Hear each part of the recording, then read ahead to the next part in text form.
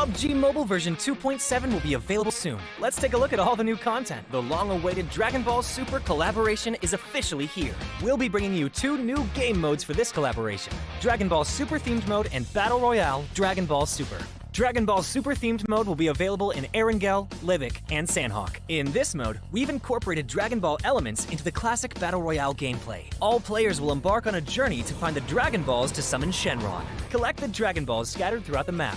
The team that gathers all 7 will be able to summon Shenron at the Shenron altar and make a wish to obtain powerful buffs. Maybe if you're super lucky, you'll get 3 wishes at once. During the journey of collecting the Dragon Balls, players will obtain a type of energy called Ki during the game. Players can use Ki to unleash famous Dragon Ball moves. Players can obtain the Kamehameha by picking it up. It equips to the pistol slot. After charging, it will release a continuous high-damage beam. Fukujutsu is another skill that can be picked up during a match. Players can use this skill to fly freely in the air and make quick tactical maneuvers. The Senzu Bean is a new recovery item that is incredibly effective. The Dragon Radar can display the location of Dragon Balls that haven't already been claimed by other players. It can help you collect the Dragon Balls more quickly. The Air Car can carry up to 3 players. It's easy to put away and has better performance than regular vehicles. Tenkaichi Budokai, Kame House, Korin Tower, Dragon Ball Village. These are some famous landmarks that will appear in the game. Call your friends and explore with them now.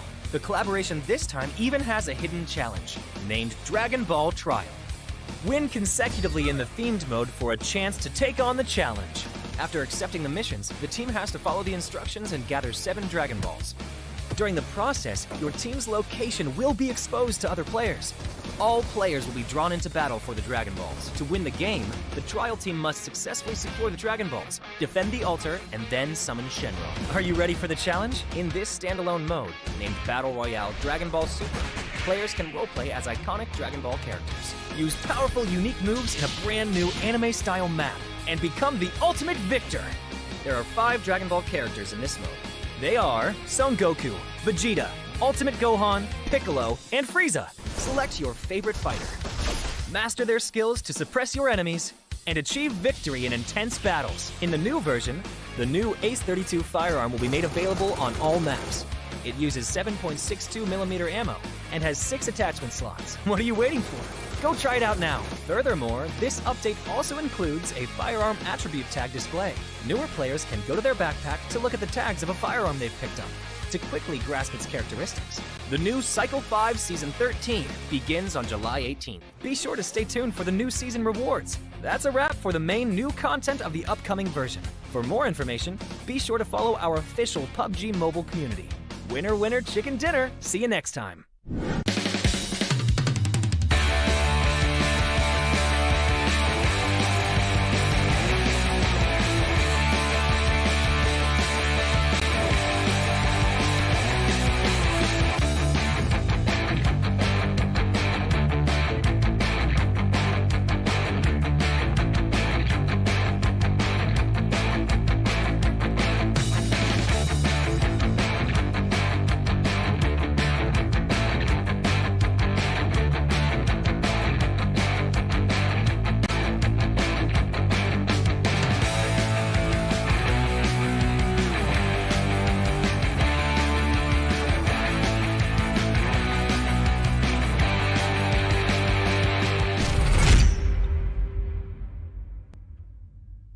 My friends, the guys over at PUBG Mobile challenged me to turn my guitar into an insane looking futuristic rifle.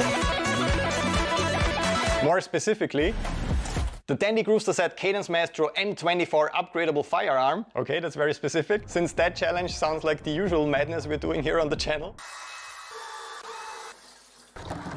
I accept this challenge. But how do you want to do that? I can't do it alone, so I got the world's leading light design, special effect and show designer and my favorite tattoo artist in the entire world to help with the design and manufacturing of this insane looking laser rifle gun, and then to play some crazy super challenging shred licks over a funk track, and that's probably a good idea. I think all real guitar builders will cringe hard at this video. I don't think that this is how you usually do it. Okay, so now we have a black guitar, but we have to add a lot of rifle elements to it. How are we going to do that? The back part of the guitar is very detailed. So my idea was project the actual guitar on this piece of wood, draw it, and then we cut it out.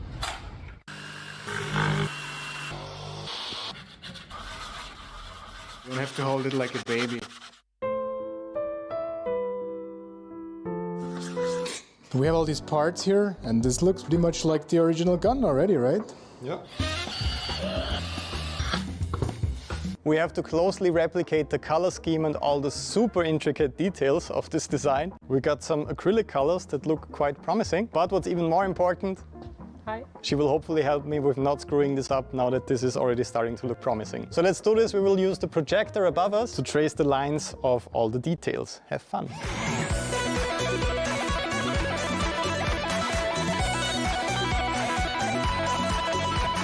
We simply used some black zip ties and it's actually surprisingly balanced. Look at this awesome set that Martin built, and the LED wall behind me isn't even on yet. But honestly, the last question of tonight, can I actually shred on this thing? Let's find out.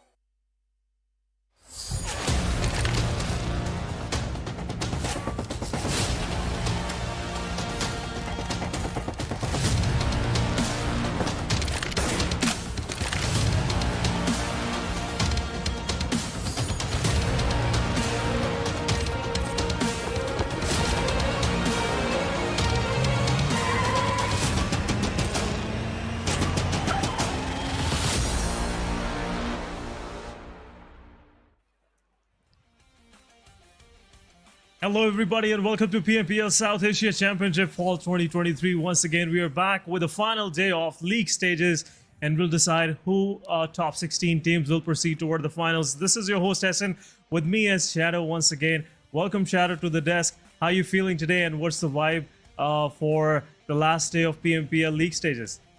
Well, thank you so much for the warm welcome, SN. And I'm super excited with only 4 games remaining. The pressure is definitely mounting on the teams. And I want to see, yesterday it was 3x Esports that did make a comeback. Now they are in top 16, but still they're not in the safe zone because of the remaining 4 games. They have to be consistent. Yeah, consistency is the key to actually, get job done. And right now, some of these teams are really struggling with that.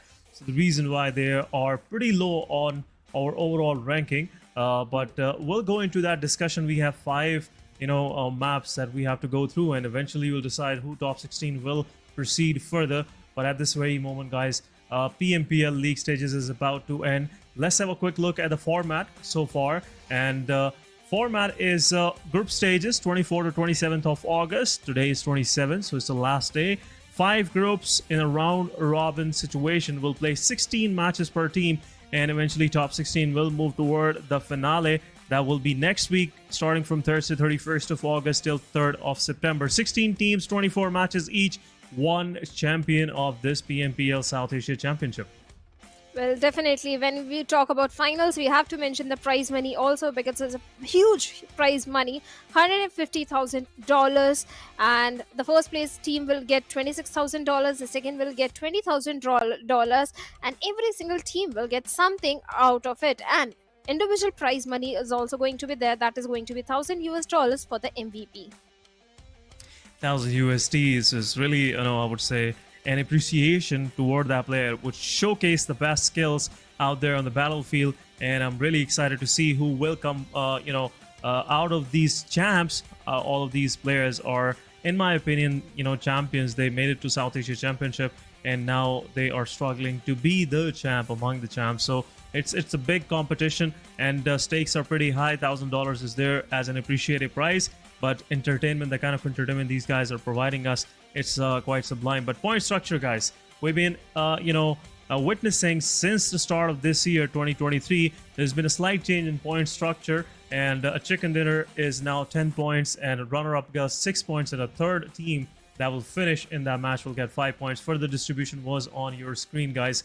But so far, there's been butterflies in my stomach as well for the teams that are lower bottom 4. But at the same time, I'm really excited to see who will, get to the top eventually after these 5 matches of the Day Shadow. Well, certainly, and one big name is there SKYLIGHTZ Gaming, who has not made it inside the top 16. But on the top, we have DRS Gaming having fantastic run, and they have got highest points, 121 points. Raw Esports, yesterday did make sure a comeback. They got a chicken dinner for themselves, and now they're sitting comfortably on the second spot. Leo Esports, High Voltage DC also, they got a chicken dinner for themselves yesterday. And 4MV, a bit shocking because last season 4MV, they always used to be the table toppers, but still they are in a good position on the 6th spot with 86 points.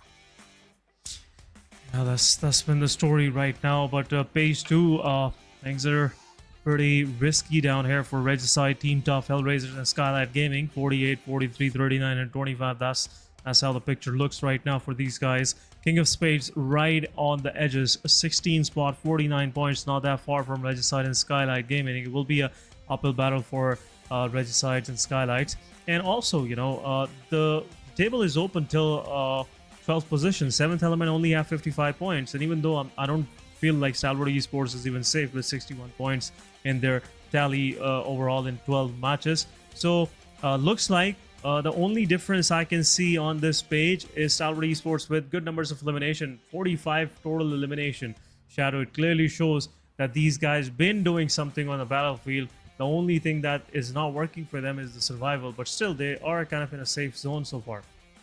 Well, they are in the safe zone, but at the end of the day, will they be in the safe zone? That's the main question, because the second page of the overall leaderboard is still very volatile. The point difference is not so much as we saw SKYLIGHTZ Gaming. They are on the 17th spot with just 1 point difference. So yes, at the end of the day, so many changes are going to be there. But talking about head-to-head average stats of Leo Esports, in SA Finals, they did have a good start. They were focusing on the survival more in the SA Finals as compared to championship.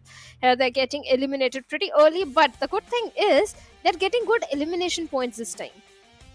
Yeah, this time around, elimination average is 4.8. It's really, quite workable. And we have seen Leo Esports finishing few matches, in the top ranks. Even got the chicken dinner as well in one of their Erangels on day 2. So far, this South Asia Championship has been a dream run for them in league stages. We'll see how these guys will adapt to the intensifying pressure in the finals of PMPL South Asia Championship, where 4 slots are there for PUBG Mobile Global Championship. So stakes gonna get higher, and the kind of hard work these teams will start putting forward will be immense as well. But quick highlights of Leo Esports, the way they've been thrashing through the defenses of the lobby so far, and especially the guys that been pretty much in the spotlight, I feel like are Yeta, Oda, and Slipknot, because we have seen them doing, some clutches and at the same time saving their team from some early demises. Well, Leo Esports, definitely they have amped up their aggression in the championship, and if it keeps on going up like a linear graph, I'm very sure. This fight was very interesting, the way they use that melee weapon. Yeah, fantastic fights, fantastic way without suffering any casualty. The way Leo Esports as a synergetic team are able to pull off those clutches. Amazing gameplay from their side, but who will be the champion? That we'll find out in the grand finals. But before that, we need the top 16 teams who are going to move into the finals. Yeah, that's a real, I would say, accomplishment right now for most of these teams to eventually play the finals. At least taste the intensity of that stage, which they've been preparing for all year through. But look at a quick comparison between 2 champs from their respective regions. Aegon X8, PMPL South Asia Championship. They've been slightly on the lower side. They have 9,000 plus damage, 49 eliminations, and we can clearly see the difference. 4 Miracle Vibes just having a good run so far. 65 total eliminations, 66 knockouts, 11,000 damage received, and 13,000 damage dealt. And also, slight difference in the points. That's quite annoying, I must say, because 86 to 85, the kind of work 4MV had done so far in the South Asia League stages, it should have been slightly, I would say, in a lead, not that low, I must say. Well, I still think yesterday Sanhok was the best game for the players of 4MV because I saw 4MV struggling a little bit with the rotations in the map of Miramar because the circle was shifting towards the northern side and they had to take a longer route to traverse inside the circle. But overall, 4MV, they have been having a fantastic run. The Mongolian domination is still there, and the way this team has improved this Sanhok, because in the previous season the only map where 4MV were lacking behind a little bit was Sanhok, and this season they have made sure Sanhok is one of the strong map for them. Yeah, this adaptation and at the same time the way they played throughout the South Asia PMPL as well, Pro League South Asia, it clearly shows that these guys have a little more tricks up their sleeves than they've been exercising in the spring, South Asia Championship and also in the spring PMPL South Asia. So far, the improvement is immense, and that's the reason why 4 Miracle Vibes is getting a lot of attention from the audience as well, and also from their, against their, enemies as well in the battlefield. That's the reason why they are getting that much needed respect, which previously 4MV was unfortunately not getting. They've been taken as lightly a young squad with some young lads just packing up, enjoying themselves. But this time around, they have shown some immense amount of professionalism and strategic gameplay, which makes 4 Miracle Vibes a hard team to reckon with. The biggest change that I have noticed in the gameplay of 4MV was last season, in the spring season, they were just only going for the aggression. They were only going for the elimination points. They didn't care if they survive, if they become the first team to be eliminated. But this time, there is a little bit of the patience as well. They're focusing on the rotations, everything that is required to be the champion. They're doing it. But looking at the schedule, we are starting things off on Miramar. Then we have Erangel. Then we have a Sanhok in between. Then again Miramar and Erangel. So again, double Miramar and double Erangel, a single Sanhok. Yeah, just one curved ball. That's it. The rest of the pitch is pretty clean, and I would say equal chances for teams to get themselves qualified. But I'm really feeling, I would say, for groups except Group C, because Group C is not gonna play Sanhok. They will be playing all 4 matches, rest of them. But Group A will play Sanhok, Group B will play Sanhok, rest of them will play Sanhok. So it will be, I would say, it could be a momentum setter, and it could be something that can just break everything that they have built upon. So yeah, sure, Sanhok is there just to amuse us, seeing these players in immense amount of misery. But overall, it's been the schedule of the day, so I'm really looking forward to it. Well, everyone is looking forward to it, especially the team who are in the bottom. One big name, let's address it, SKYLIGHTZ Gaming. What happened to this team? Spring season also, they were not having the fantastic run. And now in the fall season, expected an improvement in their gameplay, considering these are such veteran players. But things are going more south for SKYLIGHTZ Gaming. They're right at the bottom.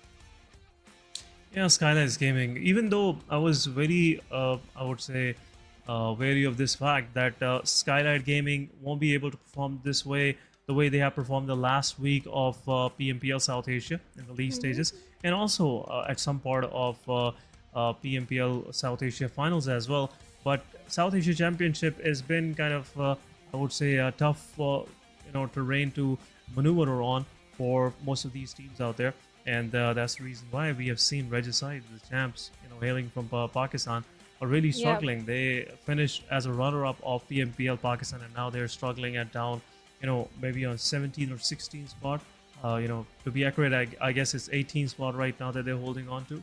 So this has been the story for most of these guys. But again, talking about in particular SKYLIGHTZ Gaming, yeah, there is something which is really causing them to fall like this, and it is not something most of SKYLIGHTZ Gaming fans would love to see.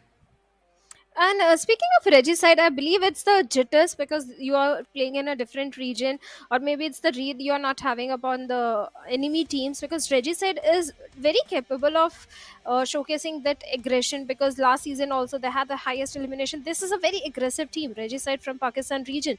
So I always had big expectations from them. But this time, like you mentioned, but on the other side, Ignix I8, they have been performing really good. Last season also, they were very consistent. And this season also against I8, the way they have been taking those drop clashes with a plus of 4 MV, and they have managed to eliminate 4 MV as well. So yes, against I8 is definitely one of the team to look out for. Yeah, for sure.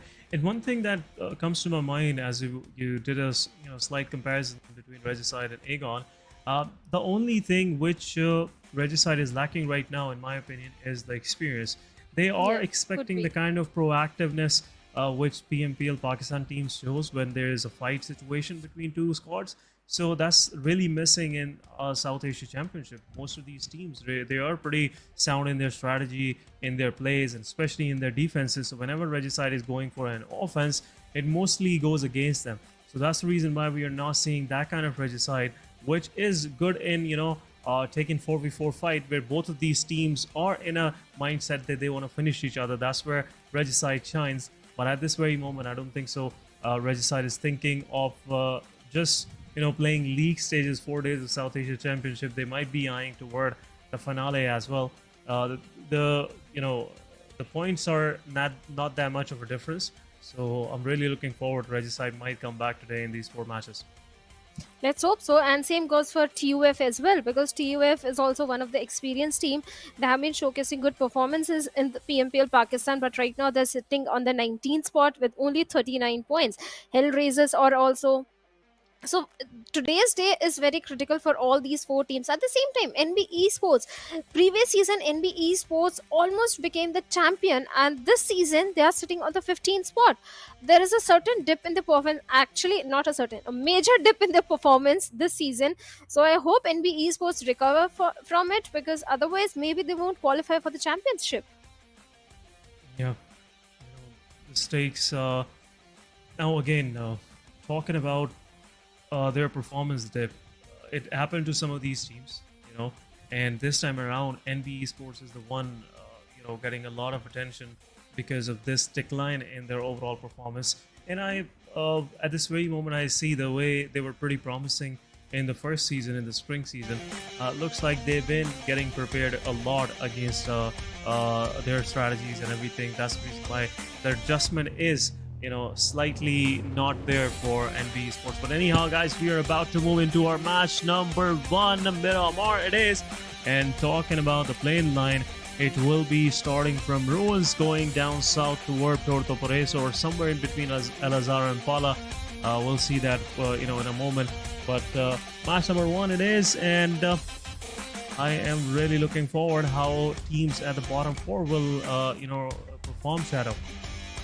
Well, certainly it's an important day for all these teams all sitting somewhere from, I'll take the liberty to say 12th to the last position, because anything can happen. The first game is very critical to set the good momentum, and Regicide also one of those names that need to stage a comeback. SKYLIGHTZ Gaming is also in the danger area right now. SKYLIGHTZ Gaming, last season Miramar was their strong suit. They used to perform decent, I won't say very good, they used to perform decent in the map of Miramar.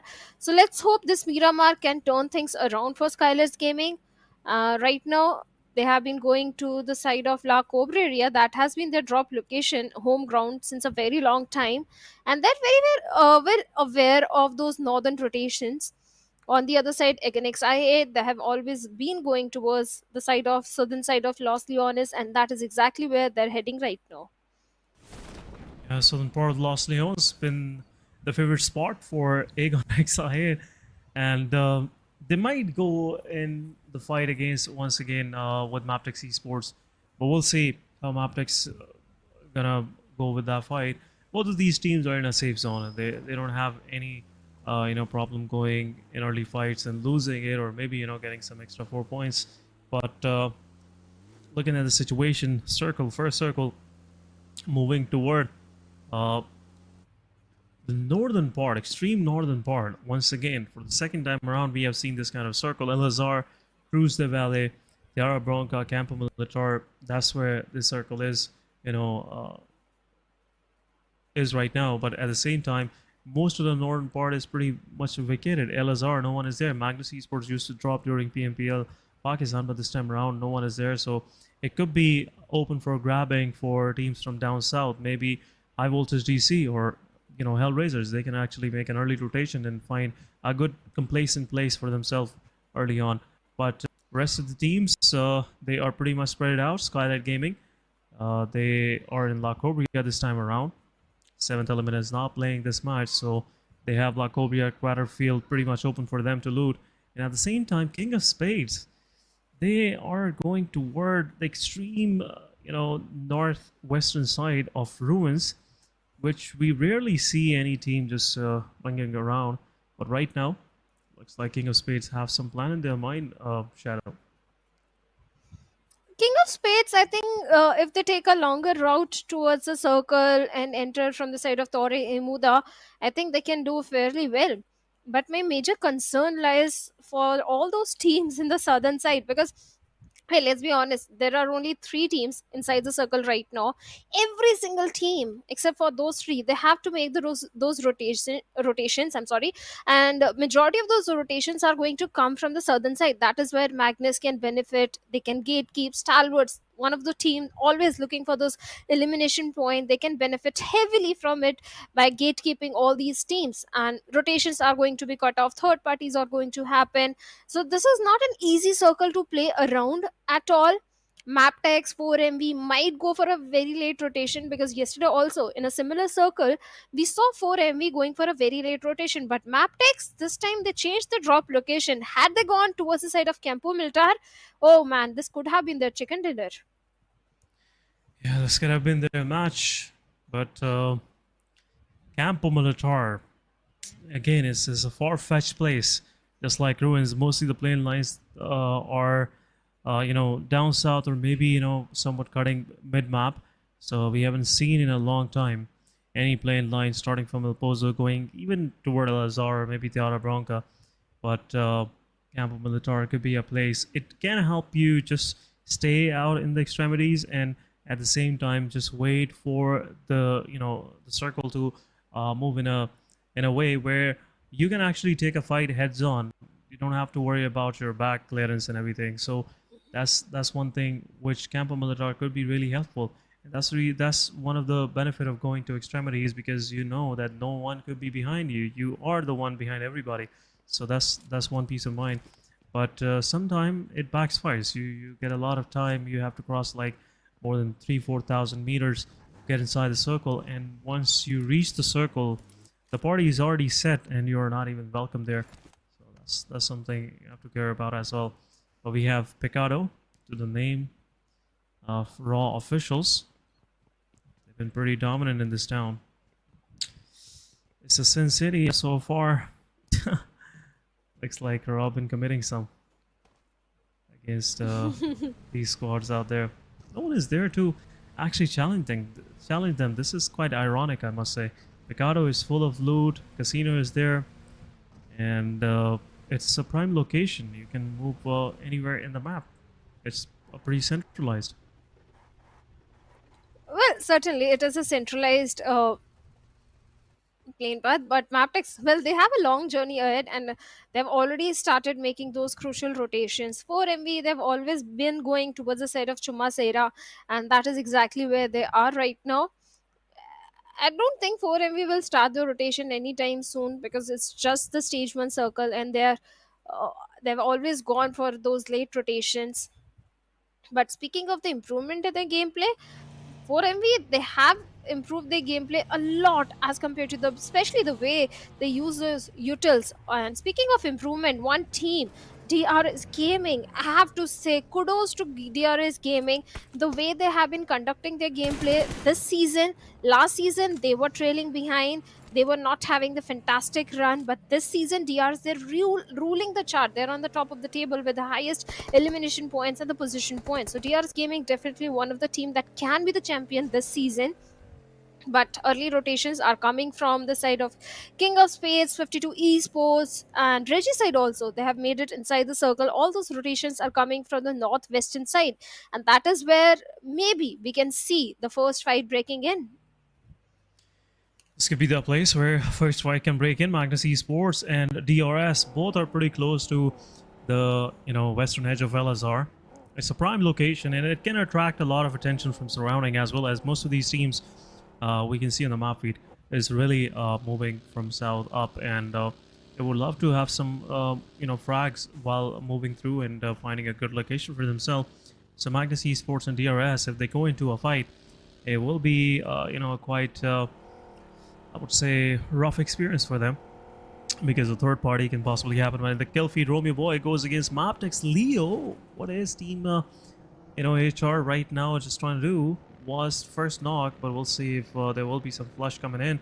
But HR tiers and rest of the HR, they are moving forward. They want to take one more down, and next confirms elimination with a vehicle. It'll be a quick rotate coming from these guys. Mabetex is a 3 versus 4 situation, but both of these teams are on their move, so it could possibly Mabetex Esports will be that squad that can gatekeep these guys. Look at Jero. He is inside the open. Jokey Boy is there. The ridge line is, but I feel like, I guess Team HR want to take a fight here. Well, certainly they want to engage in a fight, but the circle has taken a sudden shift towards the southern side, and that is where things are a little tricky for all those teams on the northern end. And for MB, well, they might be having a sigh of relief after seeing this circle shift, but Mabetex, well, the throwables are there, and looks like Zero is not in a mood to engage in a fight. The smoke is there, the soft cover required to make a fallback, to go for a fallback, and that is exactly what is happening. As soon as the circle shifted, Mabetex were like, we are not going to engage in this one, and we are going to prioritize the circle and have the best spot for ourselves. But right now, what just happened? Nice work. It's been, the situation which HR was trying to do. Jokey Boy takes down the second player of Mabetex, and rest of the Mabetex have to move out.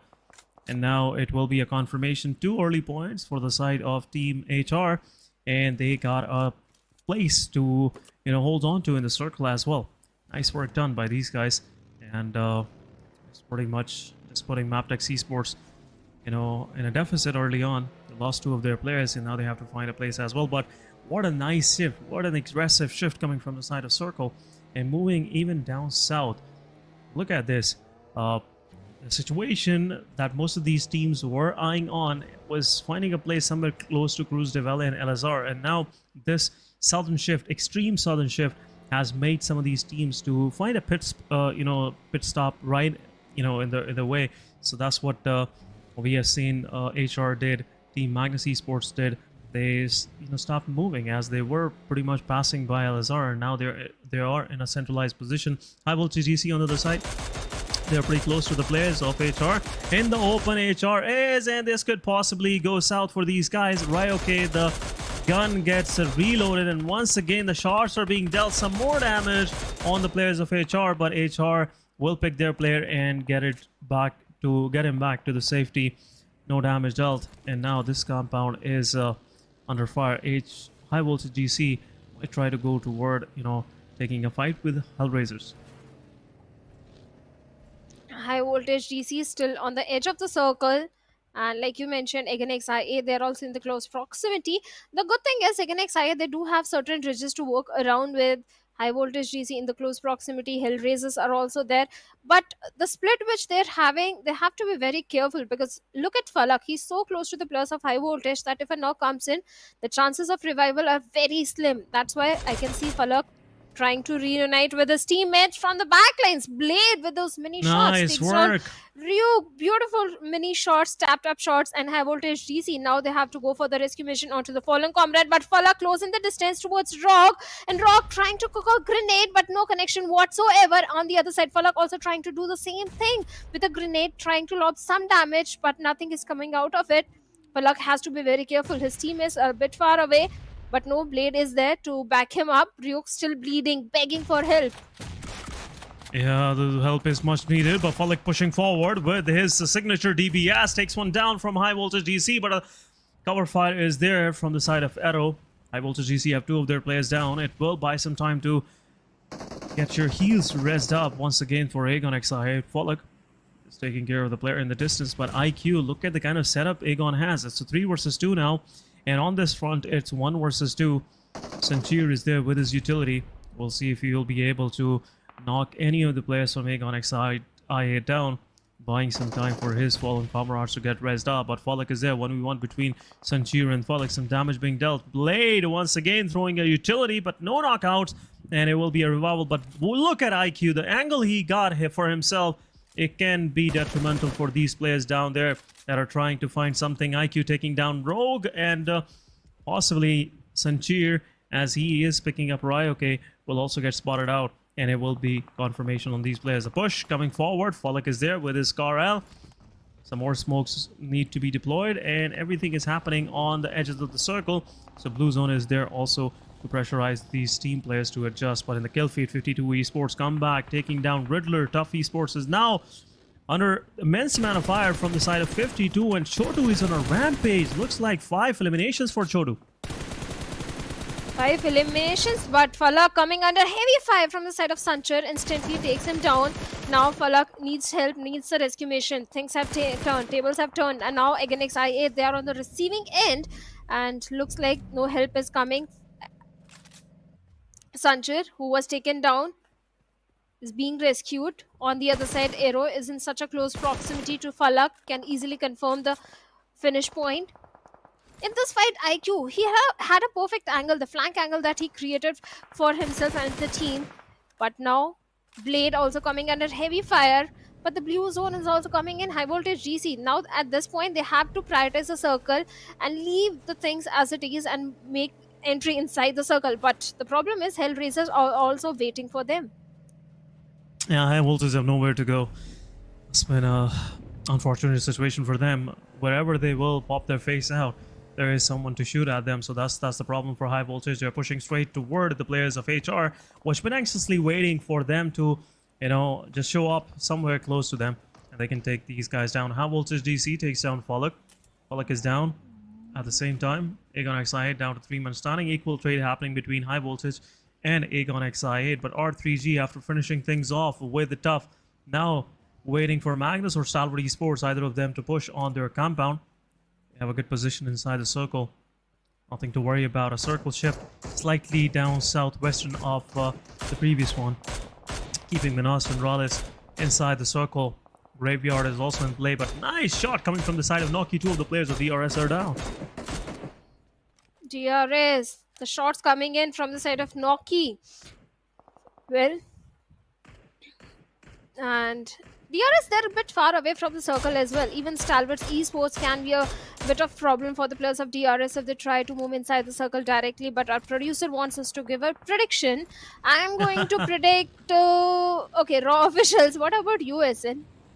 I would like to go with Magnus Esports. Looks like Magnus Esports have the northern part, and they will be gatekeeping Regicide, DRS, and that's where they will find some, you know, good frag numbers for themselves, and could be a possible victor of this match. But we'll see.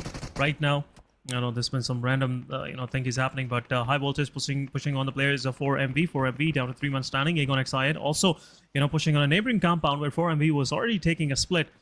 And Apex is there. He will give some footsteps. Uzum can hear him, but at the same time, Uzum is totally oblivious. These shots will put this guy on a risk, and he takes down IQ. Rest of the Aegon is also knocked out. Last man standing. This could be a 1v3 coming from the side of Apex, successfully defending his position, but at the same time, Blade, he has to take this fight if he wants his teammates to survive.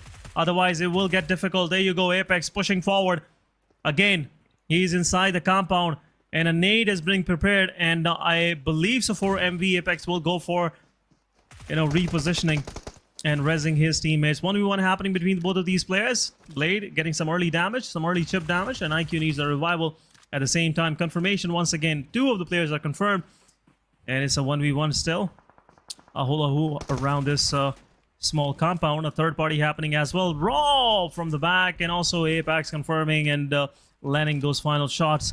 Aegon XI8 is out. A 1v3 coming from the side of Apex. Successful defense by this guy. But still, 4MV, they have one more job to do. Look at the position of HellRaisers. They are also in the close proximity. So that can be the next fight for the players of 4MV on the other side. IHC, well, they are also locking horns with each other. And looks like Zeol is getting those confirmation points. Stalwarts and DRS also on the northern end of the circle, fighting against each other. And Stalwarts, one of the players, is already down on his knees. Let's see if the rescue mission will come in. For now, action with a grenade trying to finds a connection, but Nice work, action Killer YT. takes down Killer YT. And with that DRS, they have been eliminated from the lobby. On the other side, 52 Esports, they're having a fantastic run in this one. 7 elimination points already in their favor, but Comeback is the only lone survivor. And Stalwart, the entire squad is right in front of him. One single grenade could be the reason for the demise of one player of Stalwart Esports. That could be NBeSports. But Stalwarts, they are trying to reposition the grenade. A little short, but little damage has been dealt to Action. On the other side, NBeSports, this guy always. Beautiful flank angle he created and takes down Comeback. With that, 52 Esports also bids bye-bye on the 11th spot. Yeah, but what a start. What a start coming from the side of 52 Esports. 7 eliminations, even though they couldn't even make it to top 5. Still a good run for them. Now 4 medical wipes going against the players of HR as well. And Leo Esports, they have to deal with Stalwart Esports. Leo, one of the players, is knocked out. Pretty much in the open. Slipknot also knocked out. Is getting revived. Swayam and Yetaut are the one that will be taking the charge. But IAC's demo gets spotted out. Gets knocked out. Yetaut will confirm this elimination for sure. And it will be another player of IHC getting down. Zol is there somewhere in the picture, pretty far from his teammate. So far, nothing much happening. Novak still in a need of revival. Some cover fire, and at the same time, Raw officials showing some keen interest in this fight. Dealing some third-party shots on the players of Stalwart Esports. Stalwart Esports have 3 eliminations to their name. Still making it to top 10. Good one from them, but at the same time, circle is about to shift. That's where the problem gets started. Northern side pretty much packed, I must say. Leo, Magnus Esports, Stalwart Esports, even though SKYLIGHTZ Gaming, they're all on the northern side. But Leo takes one of the players down. Action is out. Team Stalwart Esports down to 2-man standing. Shadow. Well, 2-man, but still they can pull off a chicken dinner. But IC finds a knock onto Slipknot, who was trying to go for the lower ridge flank angle. At the same time, one more player goes down and cross-frontal battle. IC closing the distance towards the side of Yeta Uta, the lone survivor from the side of Leo Esports. This grenade could have been deadly, but now Yeta Uta on a sliver of HP. Oh, nice Perfect work, utility usage from the side of Stalwart Esports, and they bring the demise of Leo Esports. But now IHC, they are also peppering few bullets in the direction of Stalwarts, where one player has been taken down, but it's going to be an easy revival. But Raw Esports, they're also gathering a lot of information onto Stalwarts, Magnus. They're being the king of the hill. So yes, Raw Esports are playing on the information right now. Yeah, Raw, they will for sure take some shot on these players as well. Stalwart Esports NBeSports, as the time come when he will be able to just do a third party. But HR and Mabetex even joining in the fight. 3 teams taking down the players of HellRaisers. HellRaisers down to their last player, I guess, if I see so. And looks like HR is over. 2 elimination, 9 spot, and only total of 3 points, I guess, or maybe 2 points for HellRaisers in this match. For MV, they also have a compound to their name towards the southern side. Raw still being the king of the hills. Mabetex not having the numbers advantage in their favor, but NBeSports, this grenade could have been deadly for the players of Magnus Esports. Cross frontal battle, and NBeSports will lose Nice it. work. Both the players go down, but I see what an angle, what the perfect cover fire that he provided for his teammate. Takes down faster, but NBeSports is still bleeding. On the other side, Drawlin is there to provide the necessary cover fire required. Both these teammates are begging for the help and rescue mission, but no help coming whatsoever. There's still a slim chance to go for the revival onto Faster. Yeah, there is. Faster is getting third-party shots as well from Raw officials, so that's making the process even further difficult. But Zabian with the rescue with his vehicle will quickly move in and will take care of this situation. But I see Zol on the back lines as well. Stalwart Esports last man standing pretty much in the open, and it will be an easy picking for Raw officials. Raw officials' second kill to their name. Even though they've been the king of the hill, they are not being served properly. Only 2 points for them so far. Magnus Esports still 4-man standing, and the situation is getting worse. But at the same time, 4MB, they're pushing forward onto the players of R3G. R3G getting 2 of their players knocked down, as R3G's 420 boy was trying to regroup with his player, Roshan, which was pretty close by in a small compound here, a cemented building, but nades are being dropped. Looks like R3G Roshan have to do a clutch here if he wants to survive and move even further in this match, but a nade will get lodged and it's over. R3G 9 eliminations total to the name of 4MV, and R3G leaving on 7th spot with 2 eliminations. SKYLIGHTZ Gaming, this game is very critical. This day is very critical for the players of SKYLIGHTZ Gaming. One player, No Fear, has already been taken out from the equation. This grenade can be deadly, but somehow SKYLIGHTZ survived it. They're trying to back off. They're trying to reposition themselves. As one side they have Raw, other side they have the players of Magnus Esports. This is not the best of the spot for SKYLIGHTZ Gaming right now. But the good thing is Nima does have a good hard compound for himself. Raw officials, they're still being the king of the hills. The problem is if the circle shifts away from them, how they are going to have that downhill journey, because that's not going to be easy at all. IHC also locking horns with the players of 4MV, where 4MV East has been knocked out. Confirmation point has been made. Magnus still having good ridge control, and the backlines are completely clear. The next target for the players of Magnus Esports could be the players of SKYLIGHTZ Gaming. It could be SKYLIGHTZ Gaming's, but at the same time, SKYLIGHTZ don't have the number advantage against Magnus. It's a 4 versus 3 for them, and if they get the first knock, it's over, pretty much over. Magnus Esports won't even think for the second time, for twice, to actually push on this place to get some hard cover for themselves. But one of the players of Magnus, Drawlin, moving even further, trying to vacate some space for his team to move in the later stages of the game. This move could cost them their IGL, but we'll see how things will work out. But Drawlin, he is about to pick one of the players of IHC's Yol, just using those ridge lines to take a cover, and now he is on the back. Now, looking at Drawlin's situation, he has to keep his vehicle safe, and that's what he has just done. Will also get himself open from Sky. He is out there in the open sky, wasn't watching his way, otherwise Drawlin would have been dead player by now. IHC also showcased beautiful rotation in this one. They have the complete western periphery control, Zeol leading the frontal charge and creating a lot of problem for the players of Magnus Esports. So even IHC, they're also a strong contender for a winner-win chicken dinner in this one. But Probeen Raw official takes down Drawlin because of a vehicle explosion.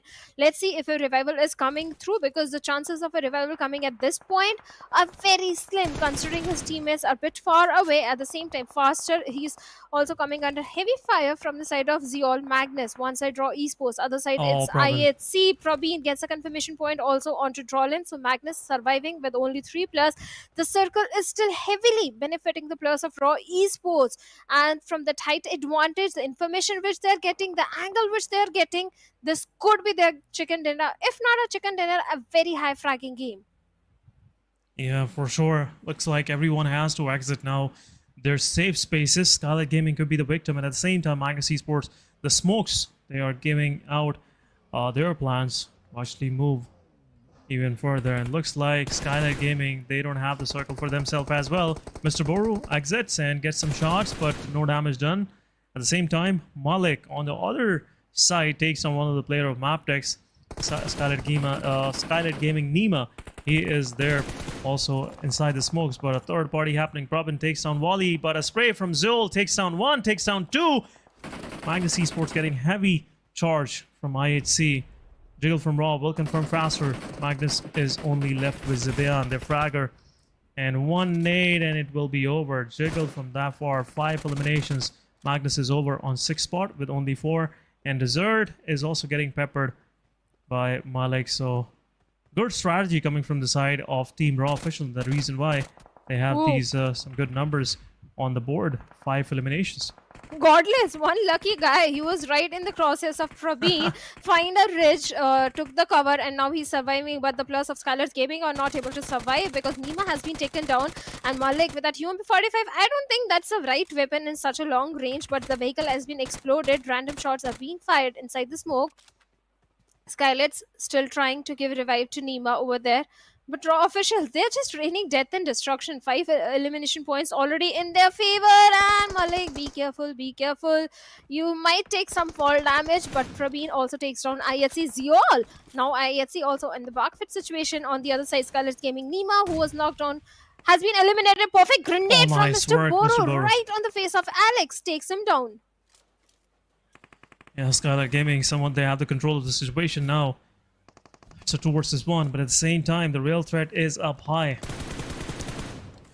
Every work by SKYLIGHTZ Gaming or Magnus Esports or IHC, whatever they try to do, their hard work, you know, the harvest is going toward the players of Raw.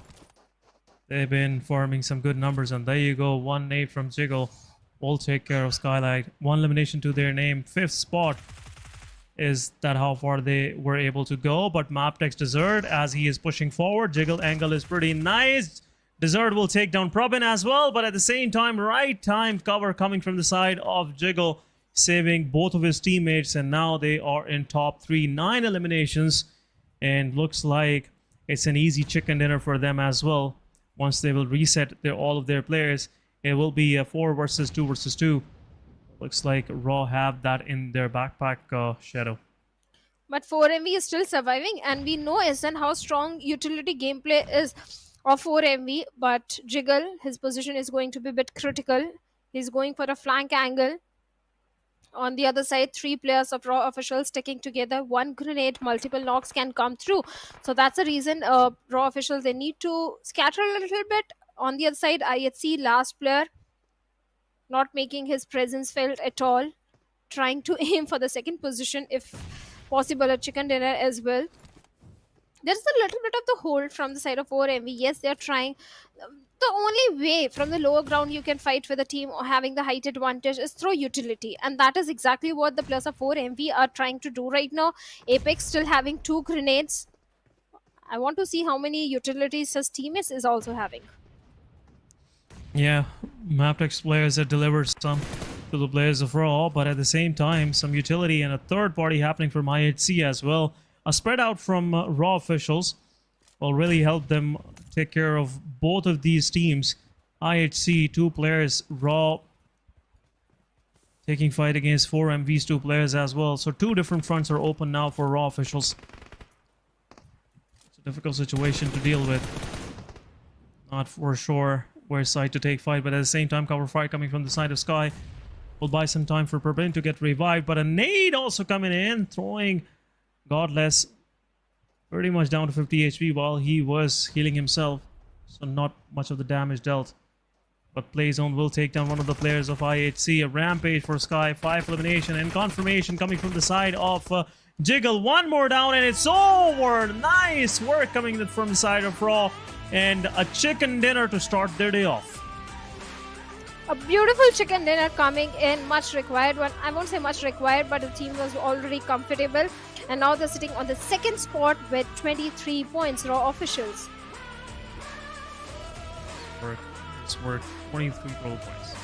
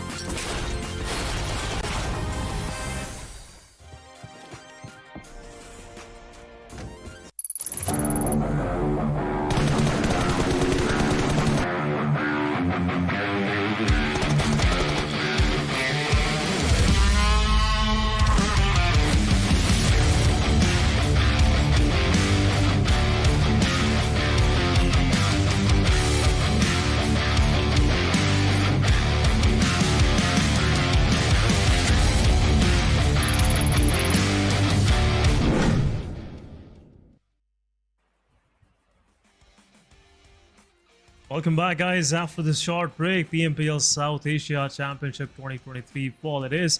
And this is your host Essen with me and Shadow on the desk.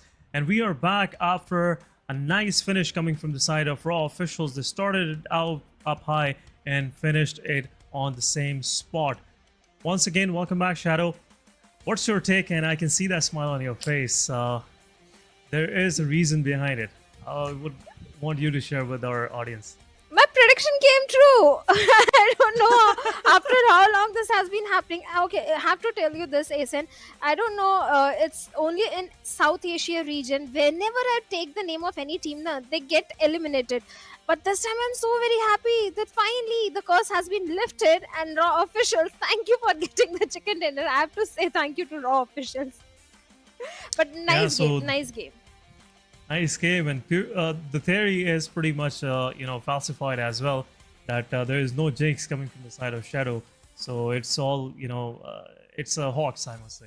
It was something fugazi, somewhere in the minds of the audiences. But yeah, Raw officials, outstanding work. We'll shortly move toward the MVP as well. But in my opinion, the MVP was Sky from Raw officials. The way he controlled the situation, especially against IHC, it was pretty crucial. The right time, cover fire coming from Sky really paused the whole process. Raw could have been, pushed by the side of 4MV as well in IHC in that very moment, and everything could have gone south. But let's have a quick look at the MVP of this previous match, and we'll see. Yeah, there you go. MVP is Sky. Total of 7 eliminations and 297 healing done, 1000 plus damage, 3 knockouts, 2 assists, still 2 assists, and 28 minutes of survival. But along with Sky, we have 4 more players that we need to focus on. So let's have a look who are those 4 players. And it's Malik from Raw officials with 3 elimination, but a lot of damage that he was dishing out. Choto from the side of 52 Esports. Previous season also, this guy was performing fantastic. And this season also, he's continuing the same domination. 6 elims to his name. Apex from the side of 4MV with 4 elims, and Baron from the side of 4MV with 2 eliminations, but a lot of damage that he was dishing out. But looking at the match summary, highest elimination goes for Sky, highest damage goes for Sky, and that's a pretty high number, 1021. Highest assist also goes to not Sky, Malik, but our highest healing stun are from Apex. Reason being, 4MV was engaging in so many fights. Yeah, so many fights, and at the same time, that fight against the players of Agon Exide, Apex was, the man of hour, which took down the whole team of Agon Exide. The remaining, I would say, 3 players. So that was outstanding. Let's have a quick look at the match ranking. Day 4, match number 16 it is. 23 points for Raw, 15 points for 4MV. They finished on 2nd spot. IHC with 8 points. They've been all over the place, couldn't, confirm much of the eliminations. 52 Esports, 7 points, but all of these 7 points came in elimination, and 6 of them came from Chotu. It's outstanding work from that guy. Stalwart Esports with 7, Mabetex with 7, MGS with 6 points. Unfortunate they were. They've been gate capped by SKYLIGHTZ, IHC, and Raw at same time. SKYLIGHTZ, it's been the same situation for them as well. Leo with 3, DRS with 3, and Regicide, HR, High Voltage, Agon Exide with some single-digit points. Let's have a quick look at our coming match. That will be Erangel. Surely this is an open invite for anyone to grab the chicken dinner. It is that default map everyone is pretty, I would say, proficient on. So I'm really looking forward to this competition. Well, certainly Erangel, everyone's favorite. If not favorite, everyone is pretty decent on Erangel. But this time Group D will be sitting out. That means no Stalwarts, Leo, Regicide or Magnus Esports this time. They'll just be watching this gameplay and maybe working on the mistakes that happened in the previous gameplay. Because Stalwarts, yes, good elimination points, but not too many position points. They got total 7 points. Not that they need those points. They're already in top 16. But Regicide, it's an important day for them. SKYLIGHTZ also, they were not able to deliver the best of the performance. Good rotations were coming in from their side. What happened wrong with SKYLIGHTZ? SKYLIGHTZ, the only thing that they was, I would say, quite, bad for them was that exit from that compound. They garnered a lot of attention from up high from Sky, from Raw officials, my bad. Sky and Malik were watching that angle. And those smokes, they are pretty indicative of the fact that someone is about to exit. They just want to smoke and deny that vision. So that's really attract a lot of attention. That's the reason why even Jiggle took off from his position and went down below on the foothills of that hillside and confirmed the final player with a utility, because it was very important to clear their back. They could have been encroached upon if SKYLIGHTZ was just left alone in that situation. But let's move toward our match number 2, and players are ready. So we are Erangel it is, guys, and we'll see if there will be any comebacks coming in. For sure, Regicide and HR, they've been trying their best to actually make it to top 16 so far. The things are not working out for them. First match also wasted. At the same time, Team Tough, they also experienced an early exit. And we'll see how this match will go for them. Let's see how this match will go for them. But the group that is joining us is going to be T2K Esports, NBeSports, 7th Element, 3x Esports. Speaking of NBeSports, yes, they usually drop around the shelter area. This game is important for them. They have to make sure they get an average of 3-4 points in all the games of today, all the 4 games, because they are on the 15th spot, if I'm not wrong, 14th, 15th spot. So they have to make sure the consistency is there. And speaking of consistency, one of the team which was very inconsistent yesterday was 7th Element. The minute they got a chicken dinner, the next 2 games they take an exit on the 16th or the 15th spot. So yes, 7th Element, they also need to focus on that consistency. But right now my eyes are on military base island, because this time it's not only 2 squads, it's 3 squads. DRS, they're also on the southern island. Yeah, 3 squads, and looks like in somewhat these teams are thinking maybe the circle, the plane line is pretty unorthodox, so the circle will be a little southern. But we'll see how this thing will work out. As in this Erangel, Stalwart Esports is not playing, their group is on the benches, so HR took the advantage of Nova Repnoi. It's their primary drop location mostly, but due to Stalwart Esports, they have changed a little bit. As they're already struggling, they don't want to, go into fight early on with the giants like Stalwart Esports. So HR pretty much taking a total advantage. But DRS, they dropped onto the military island, but they're moving toward the military city. But 4MV versus Aegon Excite, that early fight, which we mostly expect. And both of these teams are playing on this match. But this time around, Aegon's not going to make that mistake. And 2 of the players from Aegon, they has already left Doc 922 pretty much in the open, trying to find something where he can give some damage to the players. But there's a Murado pretty close by, which he might be able to pick up for his team. But he's been extra careful. We'll see what sort of plans Aegon have in their mind. Where our rest of the players will have to quickly see as well. But these 2 players, have they realized this could be not that fight which they'll be able to win, because they don't have, much of the stuff available to take a fight. So they have backed off to possibly re-hit once again, once they will have, a good amount of loot available. Circle-wise, Team Aegon Excite is pretty much split it out themselves. 2 to split coming. 2 of the players, Falak and IQ, up north, watching the proximity of military base, especially the C buildings. But I guess 4MV is about to step out of their safe spaces, and it could be detrimental. Nice strategy that is coming from the side of XIA. They made the players of 4MV believe that 2 plus have already rotated away and they've left the military base island, but that's not the case. Falak is having the height advantage, and he's very well aware that how the players of 4MV are coming out in the open. IQ having the perfect weaponry in the situation, M16 and a 6x scope, all that he needs right now. On the other side, Falak is also there. Now all again XIA need to focus right now is they don't get knocked by the players of 4MV, because if a knock comes in, revival is impossible, instant confirmation will be made. But the way they are surrounding the players of 4MV, it might work in their favor or it might not, because 4MV, they are playing as a unit, they're playing as a team, which for XIA is not doing right now. So let's see how this fight is going to turn out. On the other side of the map, NBeSports, well, they are right in the epicenter, so this might be a good game for them. But a team that has to go for a very long rotation are going to be the players of Mabetex Esports, who are somewhere towards the side of Zarki. Then we have the players of, I believe, 3x Esports and Katka. So yeah, not so easy rotations for the teams in Primorsk also.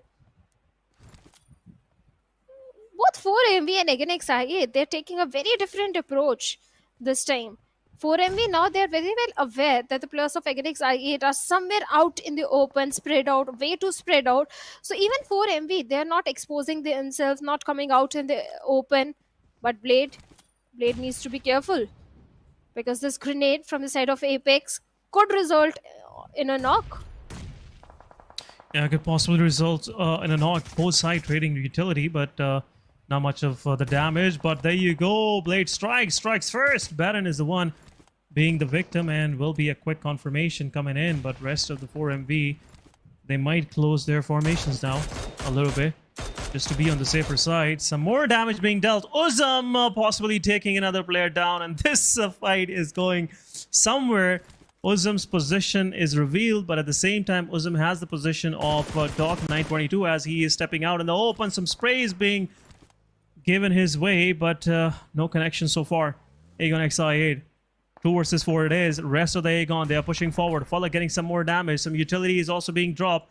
Apex is there. IQ confirming. Doc 922, and the last one is standing. It is the player of 4MV, Apex, the guy who pulled off a clutch in the previous match and takes one of the players down in the open.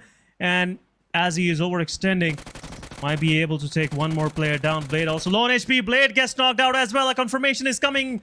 But at the same time, where is Uzum? That's the big question. Team Aegon XI8 dealing a lot of damage for themselves. But a nade, fun utility will be able to do the damage. But Uzum is still unsure of the position of the players. But we'll see. There you go. Nade goes in. Not much of the damage being dealt. Uzum gets knocked out. And 4MV, they're striking back and striking hard this time around, Shadow. Last player remaining from the set of Again XI8. Oh, no way. What's going to happen? And East will get those confirmation points. Even Falak is also on a very low HP. And this plan of Again XI8 backfired. 4MV was prepared. Even 4MV, they have suffered casualty. They lost 2 players. Actually, 2 players are remaining from the set of Again XI8, not 1. But Falak, confirmation point has been made. Apex with a vehicle already closing in the distance. On the other side, 52 Esports, well, they are also locking horns. And looks like 52 Esports, they are winning this fight. Yeah, King of Spades is once again, one of the players of King of Spades is already down. Comeback and Zeblala, both of these guys are low on HP. Hassan with the utility. Some Molotovs are also being deployed, but 52 Esports, they're pretty close packed. 3 versus 4 it is. But we'll see if a utility will be able to do any of the damage. But no, nade goes in, takes down Zeblala. 52 Esports, one of their player is knocked out. Will be a quick confirmation as well, but at the same time, comeback coming in and confirming the elimination. But open Mamba is there. Mamba will be able to knock down Walud. King of Spades left down to 2-man standing, and nade will be thrown, and it will be a confirmation coming as well. It's over. King of Spades, they're really making 52 Esports into a quick misery. 52 down to their last man standing. It's a 1 versus 2 now. Certainly, it's a 1v2 situation for the players of King of Spades. King of Spades, 3 elimination points, and not in the best of the position also in the overall ranking. On the other side, 52 Esports, well, good use of utilities. Even Mamba has a lot of information where exactly Hassan is, but Hassan is going to reposition himself. And now Hassan is aware where exactly Mamba is. The numbers advantage is with the plus of King of Spades. But both these teams, they also need to realize they don't have too many healings. They don't have too many medkits in their hands. So they have to prioritize the circle as well. But look at the weapon, which is on the other side. Hassan has an NS12K. So 1v2 is possible. Because, hey, if you have a shotgun, you can even pull off a 1v4 if you're very precise and accurate with your crosshair and the shots. But Hassan still being very patient with that grenade because he's left with only one. Even Mamba is trying to patch himself up with those bandages. He has heard the sound cues. Lobs a grenade, no connection whatsoever. No medkit onto Hassan as well. Both these teams are doomed. As in, both these teams are doomed. They have to realize that someone has to back up from this fight. Someone has to, but there is no option left. The only thing that... only option I would say left for both of these teams is to just one of team gets eliminated in the process, and looks like the advantage is toward the King of Spades as they are moving and splitting up. This could be detrimental for these guys, but King of Spades Mamba shooting his shot onto the player, but a push back coming in, and it will be difficult for Hassan to actually maneuver and get inside that compound. He was trying to take a fight with Mamba. There you go. From down below, one of the players joins in. And UMP is being switched. Mamba is there. Shots are being dealt, and it will be a possible confirmation. 1v1 on both players. And some more shots, but Hassan is left with nothing. The kill feed, high voltage DC Ryoke takes down Demotivate Sir as well. Tough losing one of their player. But Circle has shifted pretty far from these guys. Aegon excited, getting eliminated. HR Romeo Boy confirming the elimination. The last one of Aegon. IQ it was. 4MV might be still waiting for their chances. Actually get something for themselves. But 4MV's 2 elimination could possibly be the next target of HR. 2 of the players of HR are pretty much close by to the players, and an 8 is also, you know, getting prepared. There you go. Shots and a nade coming from the side of 4MV as well. We'll take down Jokey Boy in the kill feed. Confirmation will be there. HR losing one of their players. And they are pretty much outside the circle as well. Well, they are. And a bridge camp is also happening. The plus of 4MV still in a very tight spot. Entry inside the circle is not going to be an easy job for the remaining 2 players. And yes, I can see one first hit in the hands of East, but the shots are coming in. And East, he takes a lot of damage. So is Hassan from the blue zone. He's close to 4,000 meters away from the circle. 4MV East, with its M416, is trying to lob some damage to Romeo Boy. But HellRaisers, they're pretty adamant that they are going to get those 2 elimination points onto the players of 4MV. Let's see if they can get it. 4MV, they have already done their job. 4 elimination points, a good head start. Tier having a very cheeky angle onto Apex. Almost managed to take him down. On the other side, high voltage DC, Sanchar and Ryuk goes down because of a vehicle explosion. The instant elimination points goes to the players of TUF. They were placed perfectly to gatekeep the players of high voltage DC. Now both these teams are trying to traverse inside the circle from the southern side. And next, with that vehicle trying to reposition, the vehicle has certainly taken a lot of damage from Apex. Kind of a stalemate situation in all those fights, be it 52 and the team in Georgia Pool or 4MV. But finally, Tier goes down. Yeah, HR losing player unnecessarily right now. 4MV, they have nothing to lose. They're pretty much on a good position, I must say. But 4MV in an HR situation, HR, they are at the bottom of the leaderboard. They need these matches. If they get eliminated here, they will be left with the last one. But 4MV's players pushes forward. It's down to 1 versus 1 between East and Romeo Boy. It will be a decisive 1v1 for this fight. 2 of the players of HR are already done. 4MV's East, he is pushing through. And a confirmation, 2 points for HR. HR already lost one of the other players. Romeo Boy still have to cross, which East is waiting for the moment where he'll be able to strike. But a cover is there for sure. A revival coming in real quick. But East is unsure where exactly the players are. A utility is being prepared, and it could be a done and dusted situation. HR, it will be over. It will be over. Romeo Boy already low on HP, and he might bleed out to the play zone. It's over. It's over for him. Almost is over for him. It's third phase now. Blue zone damage is pretty high. And there's not much left for HR to count on now. 2 versus 1 it is. But KS versus 52, that fight is still going on. And 4MV will clutch it out. East once again. This guy is doing some nice godly work, I must say. 4MV with 7 eliminations exiting the proximity of military base. King of Spades, they got eliminated. 52 Esports at last won that fight.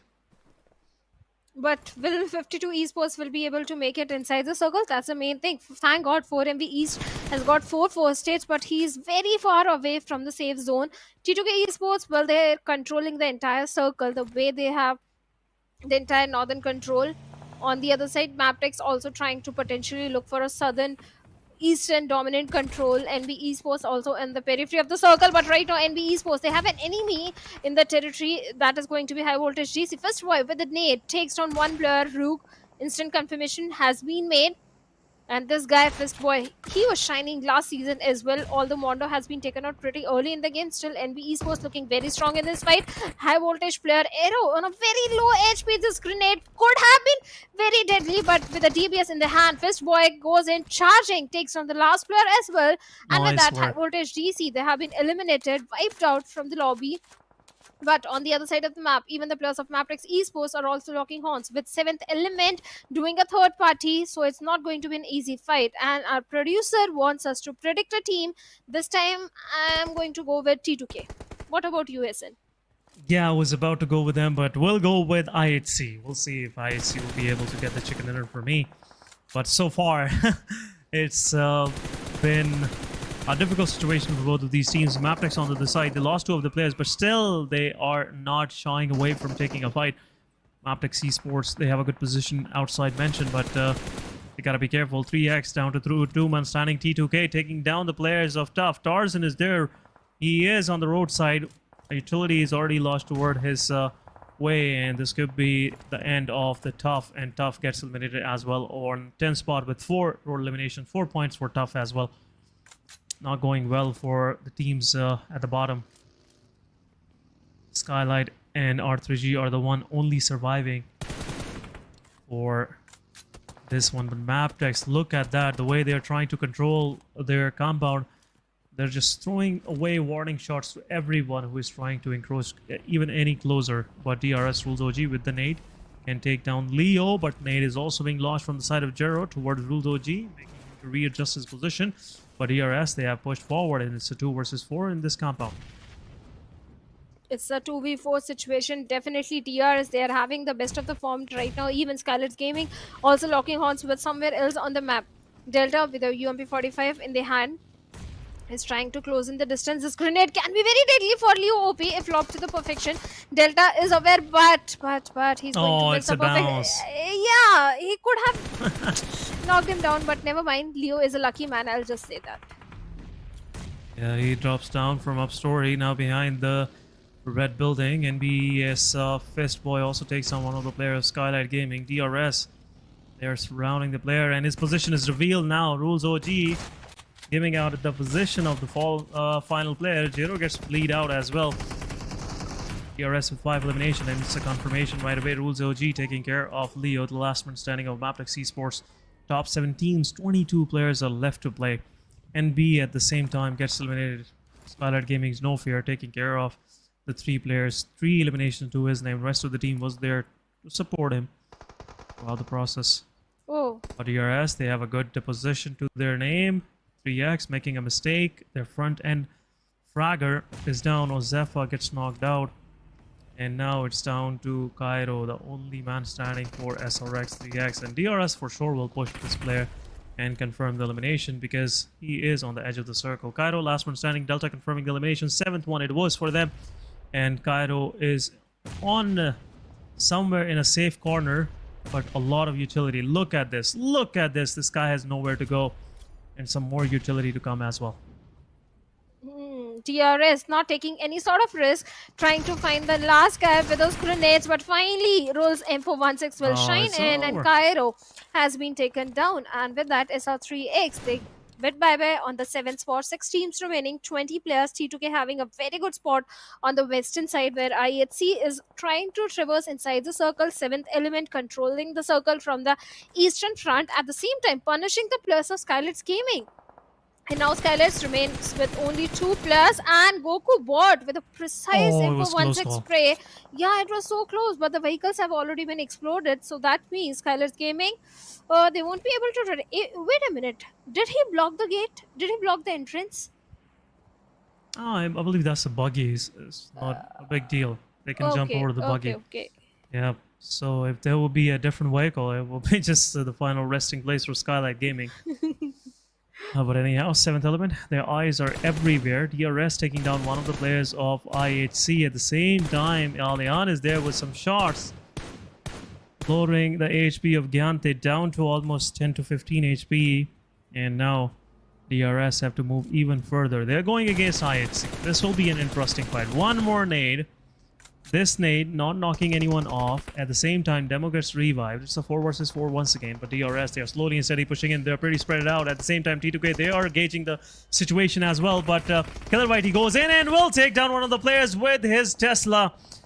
The sound is quite deceptive, I must say, but IHC Godless getting third-party fights from shots from as well from T2K. Alex with the nade takes down Delta. Some more buggy kills need to be confirmed. A shotgun to the face. Gyante takes down one. Second one, last man standing. Alex confirming the elimination. Will go for the res as well. But rest of the DRS, where are they? Rules OG, the last one standing. Another confirmation coming his way. Rules OG is there. And it could possibly be the end of... DRS. Looks like the final players, they have already moved out, and now IHC has to take fight against the players of T2K. IHC leaving on 4 spots, 6th spot with 4 eliminations. T2K clearing things out, but also lost one of their players in the process. Brig getting eliminated, only 2 points to their name. But 7E, they have the man advantage. They are pretty spread out. Alian playing on a flank. 3 of the players on one side. Top 5 teams. 4 Miracle Wives left with East 922. The last man standing. He still made his team to top 5. Nice work for MV. Now, last man is pretty much pinched between the SKYLIGHTZ and 7th element. Let's see if there will be any miracles coming his way to help him survive here. Look at circle control, the kind of circle control 7E has. Total eastern side is under control, but 4 MVs east, confirming Rules OG as well. This guy still survives on 10 HP. Lucky man, lucky guy. He's still surviving, but does he have any first aid? But before we get that answer, nice a name work, comes right on his face, and with that 4 MV bids bye-bye after a very dominating performance with 8 eliminations. Now 7th element, like you said, they do have a good control of the circle, but Goku bot takes down PMPL of T2K, who was going for the flank angle. And now finally the flank position has been cut off, and T24 OP, he has to be very careful because 2 players of SKYLIGHTZ Gaming are right in front of him on the lower ridge. One grenade could bring in the demise, and finally Goku bot, perfect grenade comes in.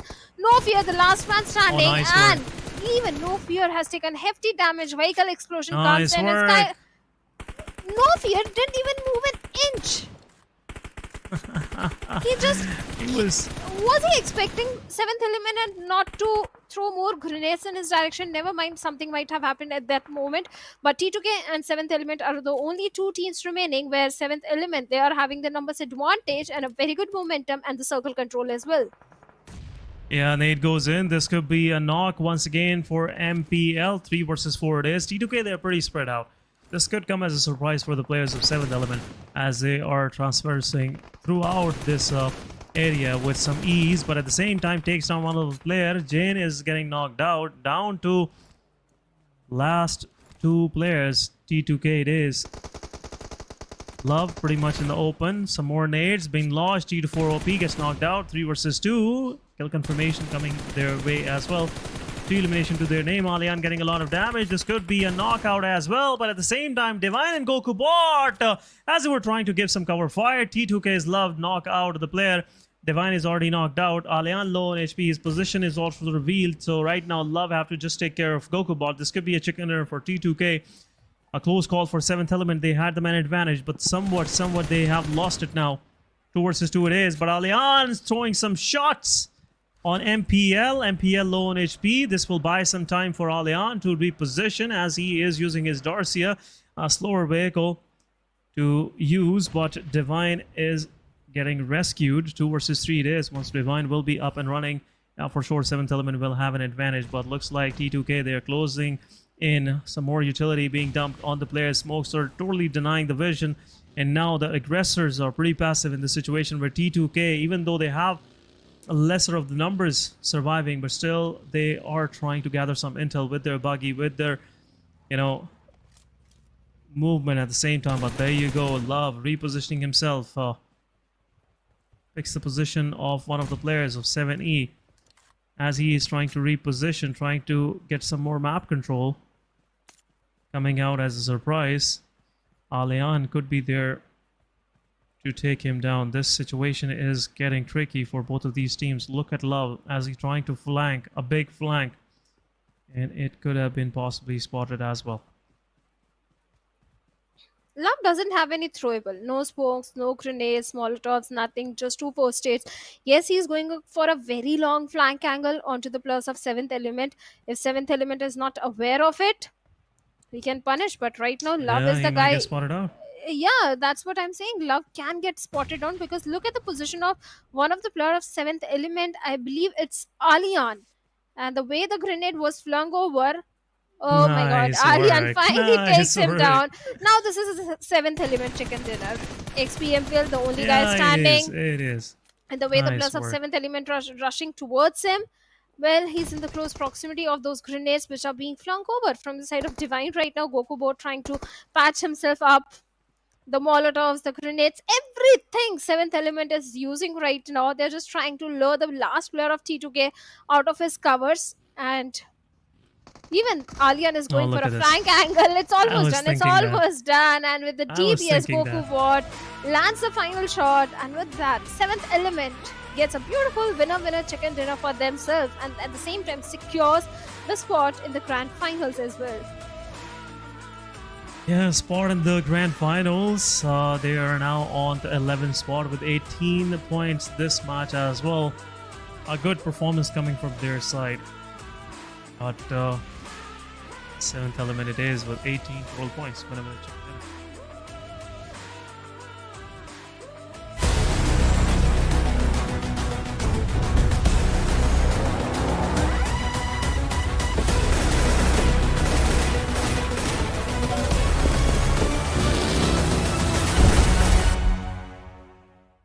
In the new version, we've upgraded the security system. There are also some big updates to the real-time review system. Let's check them out.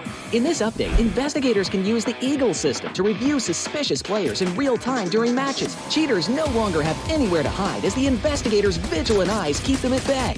If a player is caught violating the rules, investigators can report it in real time via the Eagle system. Once a player violation is confirmed, the PUBG Mobile security team will promptly impose penalties to maintain a fair gaming environment. Concurrently, we've added a new damage distribution chart and icons to the video progress bar to assist investigators in making more precise judgments. In this update, we've also added a bullet trajectory display, grenade trajectory display, and an unobstructed 360-degree view of the target to make it easier for investigators to make judgments when reviewing. If you have any questions about this update, please feel free to leave a comment. See you next time.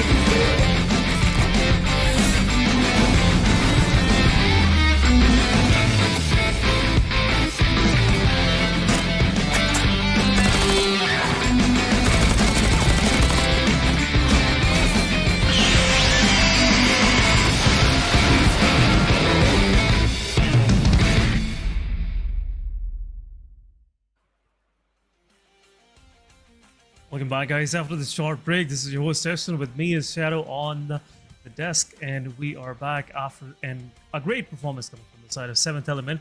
They had the total control of the situation. At a point, I thought Love would be able to, make it back for T2K in this match, but Alian was ready with the grenade. Welcome back, Shadow.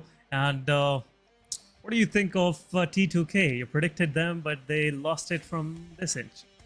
Every single time I predict T2K, they come on the second spot. So I'm not so upset because it's a good performance here. Yeah, it is. Maybe it's not a chicken dinner, but still it's a very good performance. But talking about 7th Element and T2K, the flank angle which Love was trying to create was so very beautiful, but Alian spotted him down, and the minute his position was revealed, it was entirely 7th Element's game. Because Love could have been the game changer, but that didn't happen, and 7th Element was already having the numbers advantage. In the end, it was only one player remaining, that was PMPL, but beautiful rotation from both these teams.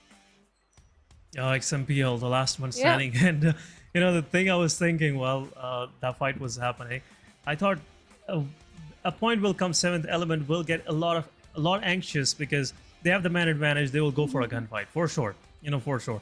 They're not gonna confirm this elimination with the nade. They're not that patient, and that would happen in the last moment where they were just done with the Molotovs and grenades, and they went in. Especially Goku Bot, they wanted to just take it 1v1 and confirm the elimination, getting the chicken dinner. That message popping up on their screen. But MVP is Goku Bot with 5 eliminations, 638 damage, 102 healing done, 24 minutes of survival, 5 knockouts, and only 1 assist. But a very calculated performance by this guy. 638 damage, doing some third parties as well from that far. But they had the total Eastern control right close to that ridge line. But overall, what a performance by these guys. Players in focus, DRS for sure. They've been gunslinging pretty hard on the players of Mabetex and 3X. At the same time on IHC, Alex being the final man standing for IHC, just pushing DRS a little back, I must say. But XMPL from T2K, nice work done by this guy as well. But quick match summary, Goku Bot it is, and now looks like 7th Element had the highest elimination leader and also highest damage player. But assist came to Tough M777X, the Riddler 7K. But highest healing done by 922, as he was the only survivor from that military fights between HR4MV and Aegon XI8. So it was pretty much evident he would have been done a lot of healing. Match summary, it is 18 points to 7th Element, Shadow. Well, certainly 18 points, and in the overall ranking, they are sitting on the 11th spot. Yesterday also 7th Element, they did get a chicken dinner for themselves in the map of, I believe, Miramar. This time they get it in Erangel. Even DRS were having a fantastic run. Too many eliminations, 13 total points to their name. 4MV also very aggressive this time, 12 points to their name. T2K, they came very close, but they were not going for the aggression. They were aiming for the chicken dinner. They were playing with the circle. So decent points they also have in this one. Yeah, some decent point in this one as well. And looks like, some of these teams are just focusing more on getting like an average of 8 to 10 points every match. And that's the reason why they've been, in a safer space. But some of these teams, again, would love to point out HR, also R3G, Team Tough. They're really struggling. They're literally struggling. I was thinking maybe this is some connectivity issues that they're facing, but right now, the way they're taking fights and the confidence is not there, and that's the reason why they're pretty much lagging in their 4v4s, 1v1s, and every time, whenever they have a hard situation in front of them, they just melt under the pressure. But schedule it is, guys. The match number 3, Group C, will be the one. A blessed group, I must say. 4 blessed teams this time around. They don't have to go toward the tragic reign of Sanhok. So Group A, B, D, and E will be playing this third match. It's the match number 18. After that, we are left with only 2 matches. And eventually we'll have top 16 for this competition, this league stages, and eventually for the finals as well.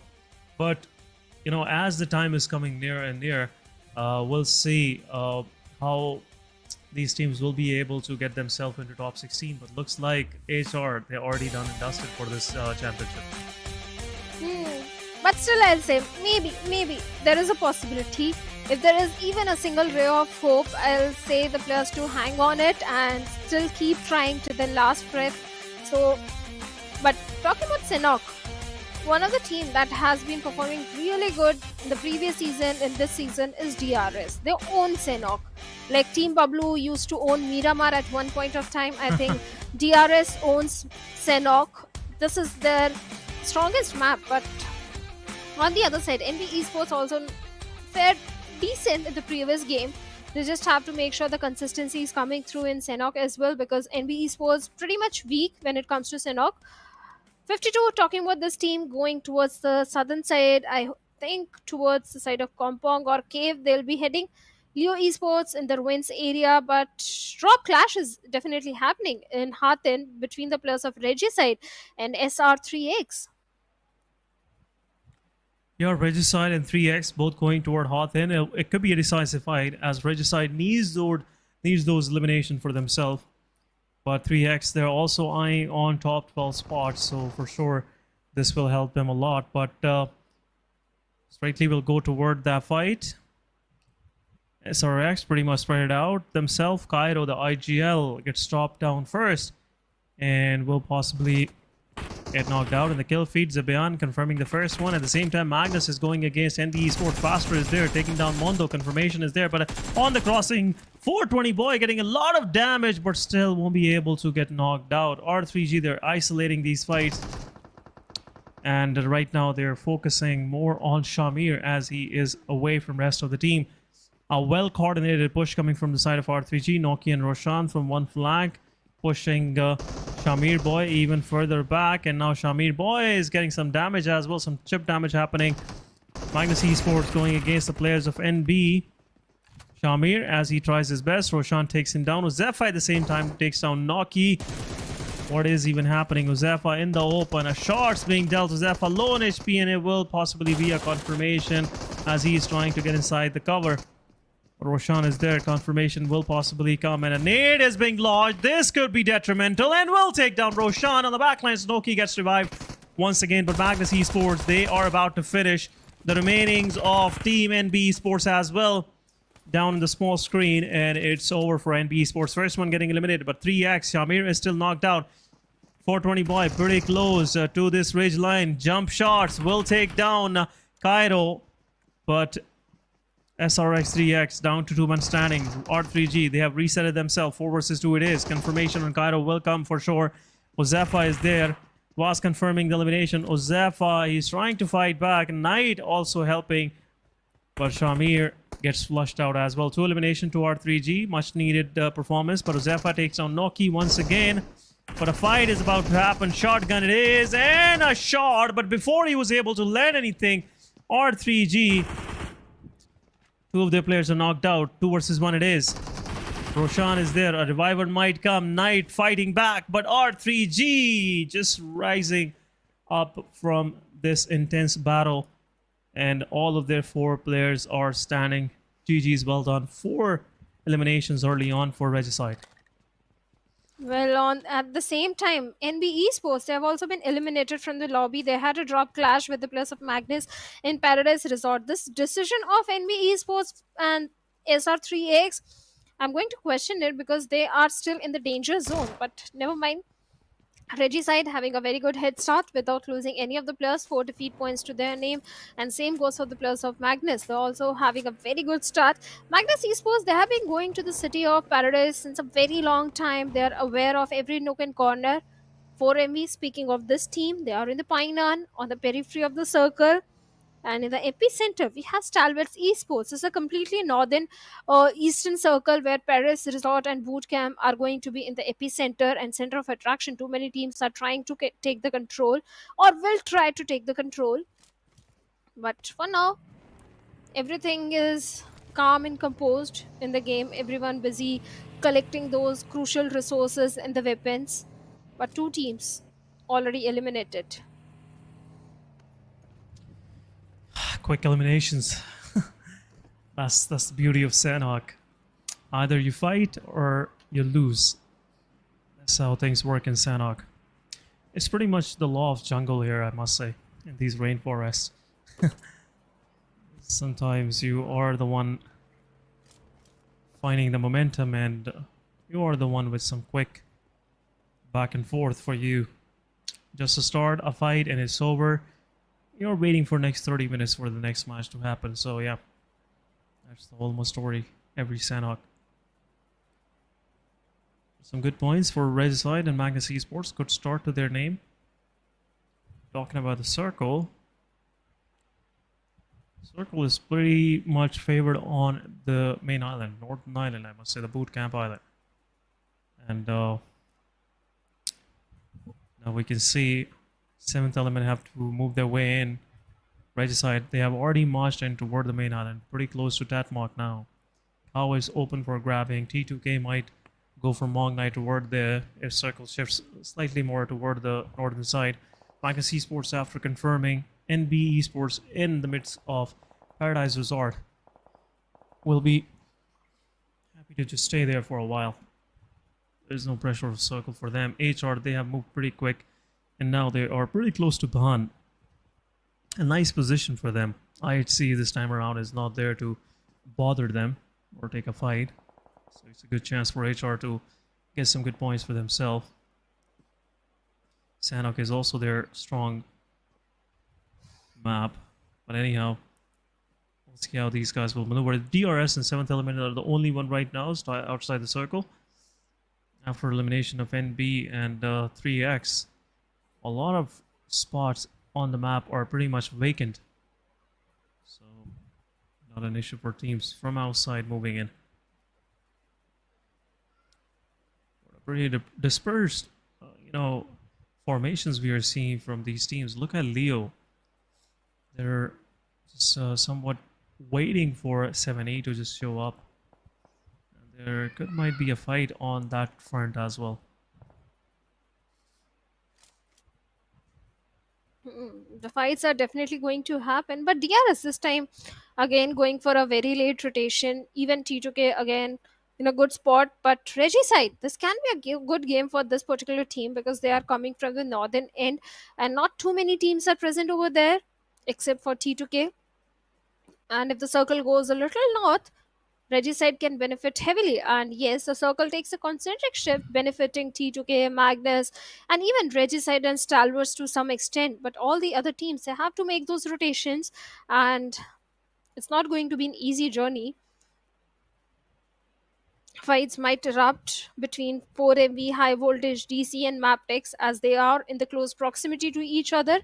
And looks like Sanchar is very well aware that there is a team on the uphill, but you don't want to poke the Bears, and right now the Bears are 4MV, the way they are having a fantastic run. Even High Voltage GC also is, and yesterday they got a chicken dinner for themselves.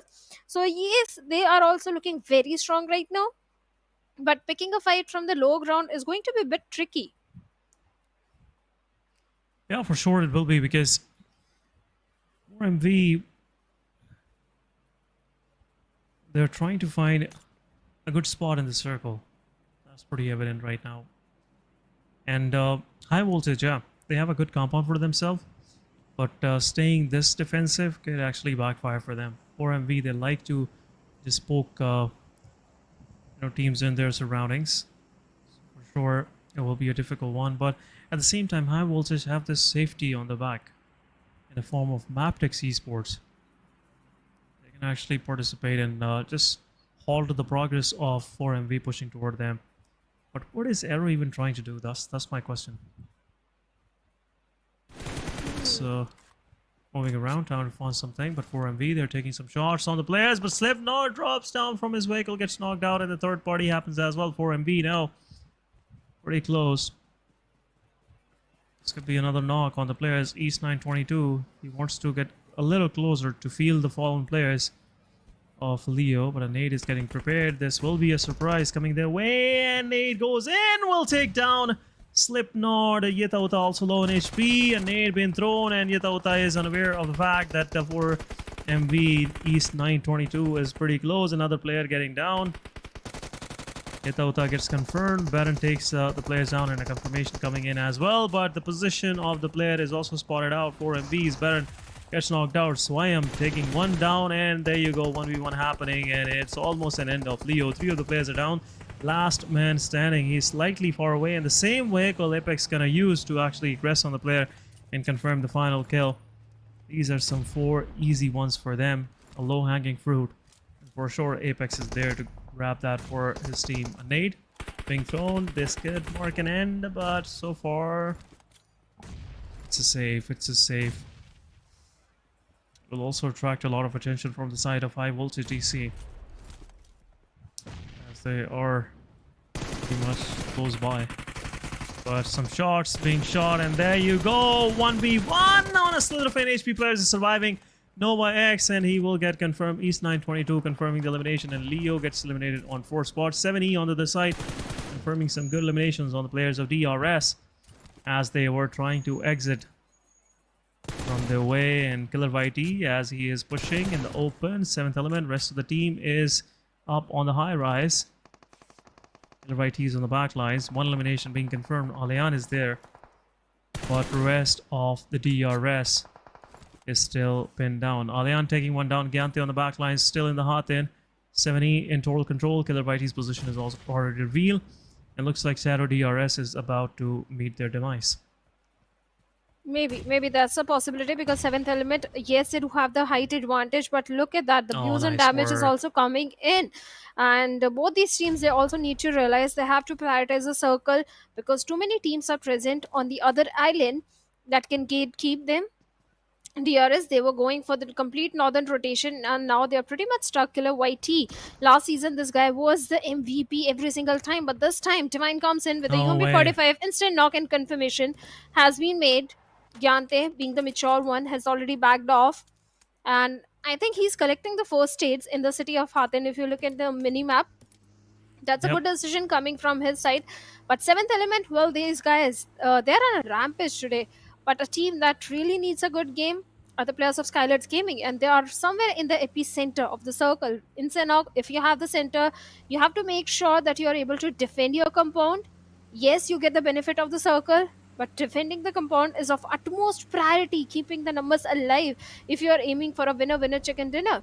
On the other side, from the southern end, we have High Voltage, Mabetex, and 4MV still in a very tight spot, where 4MV, they are taking the damage of the blue.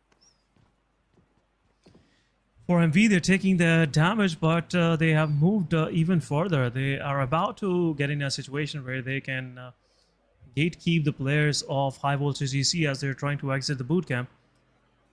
We'll see. R3G just gauging the situation against King of Spades. This time around, King of Spades are not being poked so far by any of these teams up north, but Regicide Roshan slowly and steadily moving in. At the same time, 4MV going against the players of Mabetex while he takes down Apex. Last man standing it is East 922 fighting back, giving some damage to Leo, but Jiro on the back lines will confirm it. 4MV out on 13th spot with only 4 total points to their name. Mabetex, 4 eliminations to them, and now High Voltage will have a clear path moving forward. But 7E, they're going against the players of King of Spades. What just happened? 2 of the players of 7E are already down. It's a 2 versus 1 now. A shot being dealt from the side of Divine, confirming the elimination. R3G is also on the back lines, but King of Spades, they have to rest their players. At the same time, 7E, they have lost their IGL Alian. It's time to move even further. But R3G, they're eyeing on the position. They want those frags. R3G had this one easy for them, but now a lot of attention being on the players of 7E, which will also threaten the position of R3G as they're trying to move through. But Kings Exo also pushing forward. Stalwart Esports taking down Romy Boy in the kill feed. Drawlin takes down 420 Boy. Right away confirms the kill. But 7E, they have made their way outside the blue. Nice work done by these lads. King of Spades, Exo definitely missed a lot of shots over there, but Drawlin, perfect grenade comes in, takes down Roshan and Nice Vaz from the work. side of Reggie's side.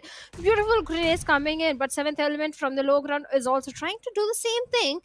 The grenades are being flung over. They know there is a guy uphill perfectly right on the face of Exo Nice of KS. work. And with GG's. that, King of Spades has been eliminated, and 7th element, they're safe for now, but how do they make that journey inside the circle? How they're going to transition themselves inside the circle is still a big question. T2K again having a very good spot. Even SKYLIGHTZ Gaming are placed perfectly, but SKYLIGHTZ, they will have to engage in too many fights because hey, look at it in the mini map. Stalwarts are in the close proximity. High voltage DC are also in the close proximity.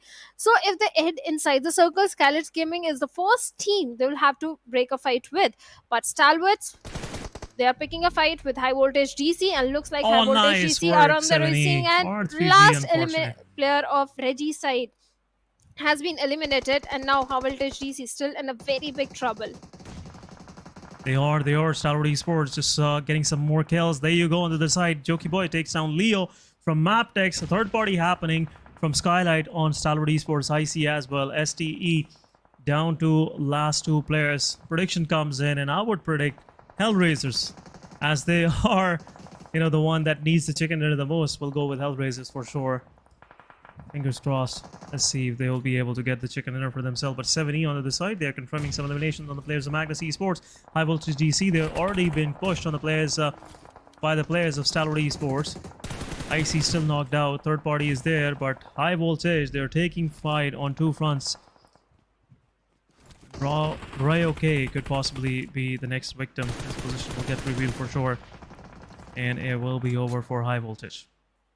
It will be because Ryuk and Aero, they are too far away from each other. And speaking of prediction, I'll again go with T2K this time, but SKYLIGHTZ Gaming, well, they're also opening things up onto the plus of Stalwart Esports right now when Nized has been taken down and Ryuk is trying to find the confirmation point onto him. 7th Element and Magnus also locking horns with each other as per the finished feed, and Magnus Esports, well, they have been eliminated after a fantastic run, 9 elims to their name. Stalwarts with only tops remaining, and a AUG in his hand, still not inside the safety net of the circle from the backline. So last player of high voltage can still be that ugly thorn for him.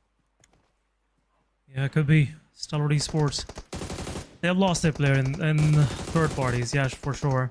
This could be a decisive fight between both of these players. There you go. Tops throwing some utility now. And this could be over for the guy, but Ryok, he's even pushing forward. Mafia Ninja on the other side takes down Arrow.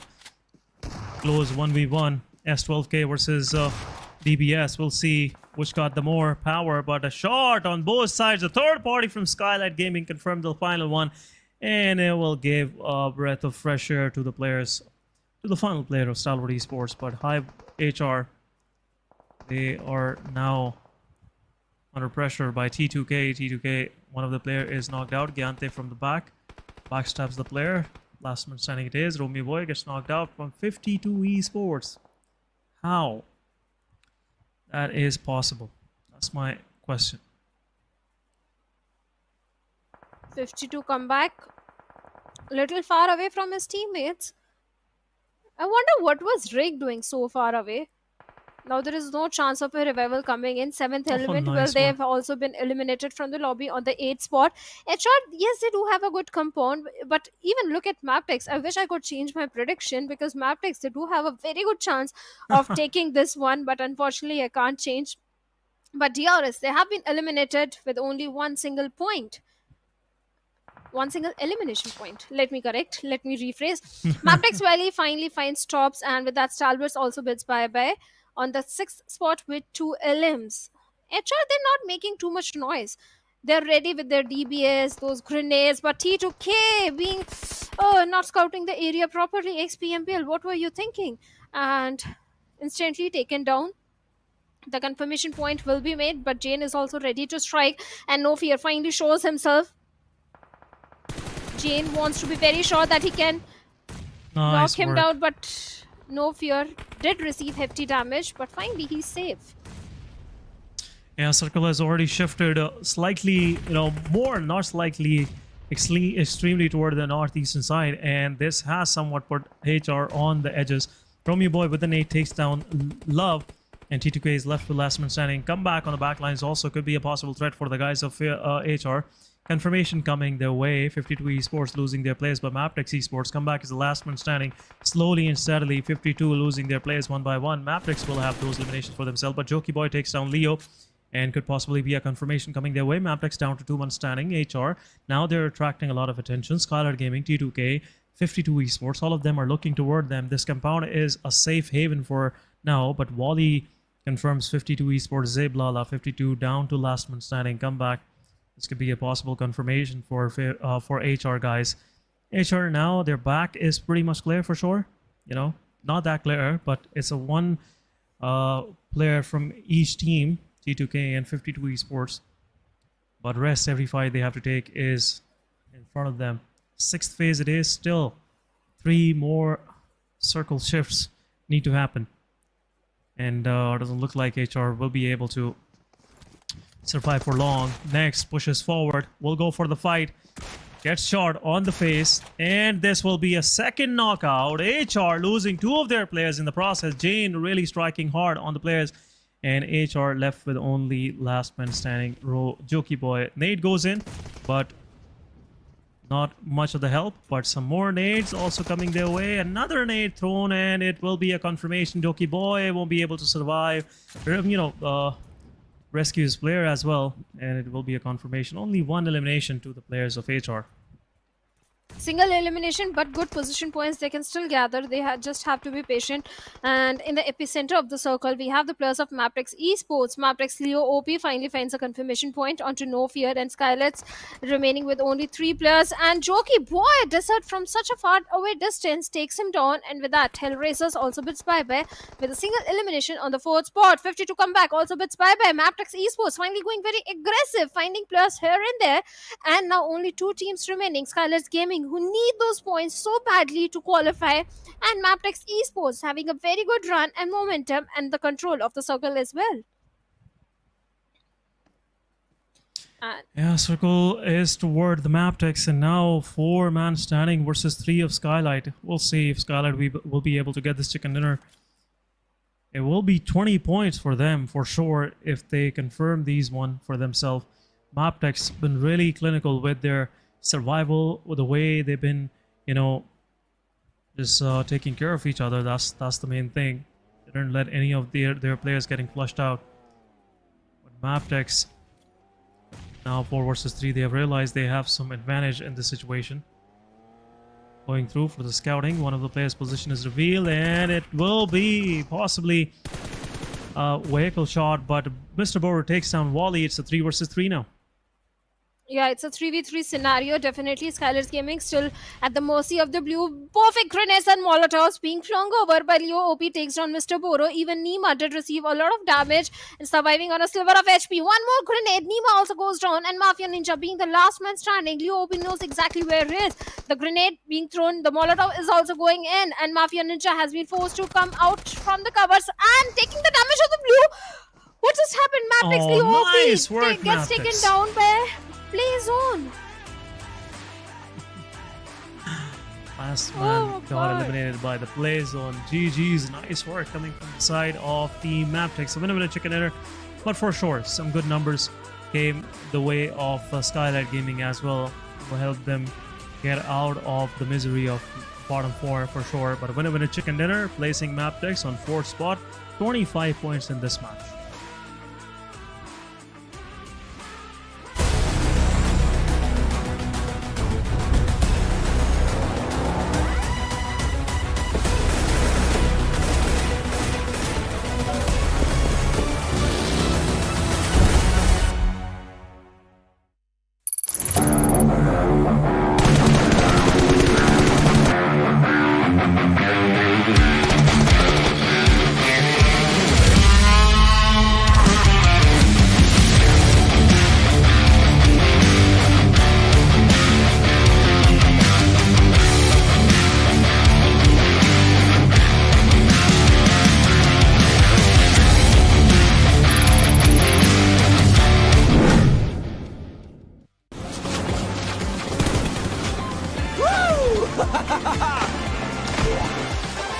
Welcome to Airdrop Carnival.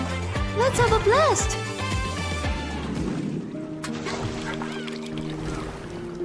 This is for you. Let's play together.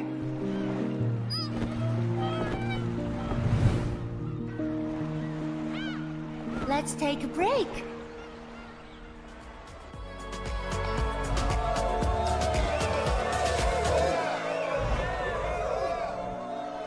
Watch me shine on stage. I hope you can remember me.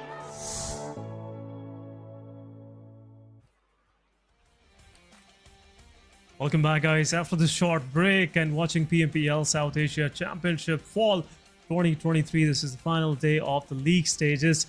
This is your host Essen, with me, Shadow, on the desk. Shadow, welcome back. And an outstanding finish by Magnus Esports. For sure, 15 total eliminations and a chicken dinner as well. Well, certainly they dropped in somewhere towards the southern side. From there, they went in for a very good rotation. And in the final circle as well, they had a very good compound to their name. And the only compound, it was to them. So definitely in the final circle, if you have a good compound, it's going to be your game. That is exactly what happened with the players of Mabetex. They had all the 4 players alive, but in the end Leo went a little aggressive, went inside the blue zone to take down the last player of SKYLIGHTZ Gaming, but unfortunately the blue zone came in and he was taken out. But thankfully his teammate was there to back him up.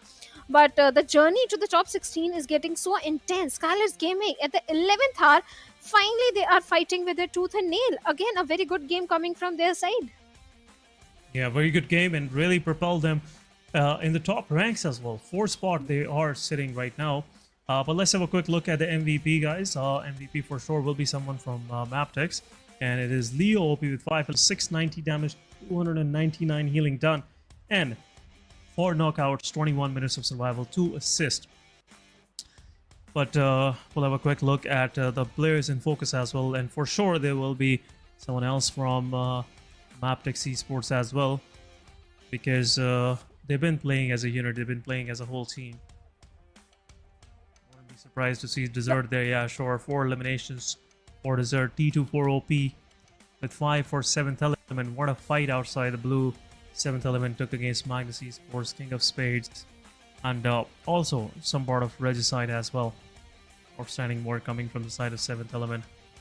Jane with 2 eliminations from T2K, the final 2 on HR. They were 514 damage. Drawlin with 4 eliminations. Nice fight taken against Regicide. Let's have a quick look at the match summary. It's more of Mabetex summary with Leo. Highest elimination, Leo with highest damage. Highest assist goes to Desert with 3 eliminations, and highest healing done by Gante for sure, as he was the last one remaining for DRS. Yeah, last game for DRS, but this time Mabetex did perform really good. But this game mattered the most to NBeSports and SKYLIGHTZ Gaming. SKYLIGHTZ, they did perform really good. They came on the 2nd spot with 13 points, and these 13 points are going to help them to propel themselves and come in top 16. But NBeSports, again a bad performance coming in from their side. They had to make sure they deliver a consistent gameplay today in the remaining 4 games, but 0 points to their name. I'm not sure where NBeSports will be standing after the last game. Yeah, NBeSports 0 points. You know, early on they took a clash drop with Magnus Esports, and Magnus right now they're pretty safe. 9 eliminations to Magnus. They are number 4 on this match ranking. T2K with 5 and HR with 5. Regicide got some good points as well for themselves. But overall ranking it is, guys, before last 2 matches, let's have a quick look. DRS still on top at 139. Raw officials is pretty close. Raw are sitting on the benches for sure. So they have a chance to just get closer to the 1st spot. 4 Miracle Vibes on 3rd spot, 117. Aegon XI 8 are pretty down now. They were pretty close to 4 Miracle Vibes. Now looking at the 2nd page, 7th element, they have 85 points. They are in the safe zone now. SKYLIGHTZ Gaming, nice work done. They are on 12th spot, 73 total points. Stalwart Esports with 72, 52 with 69, NBeSports with 56, pretty close. SRX3X, they have managed to get out of the bottom 4 now. King of Spades been pushed down, but it's 54-54 for both of these guys. So, not gonna lie, it's getting difficult for tough HellRaisers, Regicides to even get qualified. Regicide pretty close, yeah, one good match for them. Will do the deed, but King of Spades, SRX3X, and NBeSports, they are pretty low right now.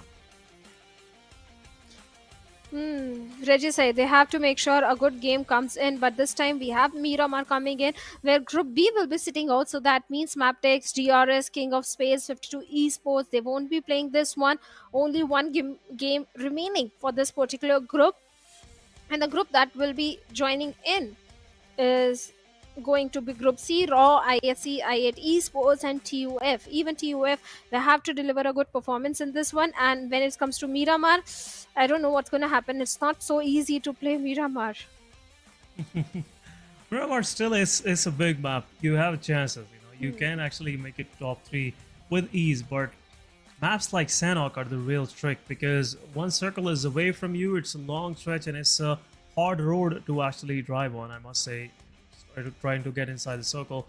So that's been the story for Magnus, 7th Element, T2K, as they were trying to make their way inside the circle from up north. It was a difficult terrain for them to maneuver on, but overall, Sanhok is always full of surprises. Mabetex, at one point, they were inside the circle, then they had to make their way inside the circle. HR, pretty nice sitting there. T2K's Jane with outstanding performance, just rattling them off and not letting anything going their way, for sure. So that's been the story. Sanhok is always surprising, but in Miramar, you still have a chance. You can make some progress. A good match will help you to actually at least get qualified. I'm really looking forward toward Regicide, Team Tough, and HR. Also King of Spades to make a move. They are one heck of a squad, and coming this far, it will be, I would say, a difficult thing to just realize that they came to the league stages but couldn't qualify for finals from there. They were so close, but we'll see. We still have 2 more matches, but in a moment we are moving toward our final match, and I will also bid goodbye to my co-caster Shadow, because in a moment Fritz will be joining us. Shadow, thank you so much for being here, for entertaining us all throughout these 3 matches. And Fritz, welcome to the show. Welcome to PMPL South Asia Championship.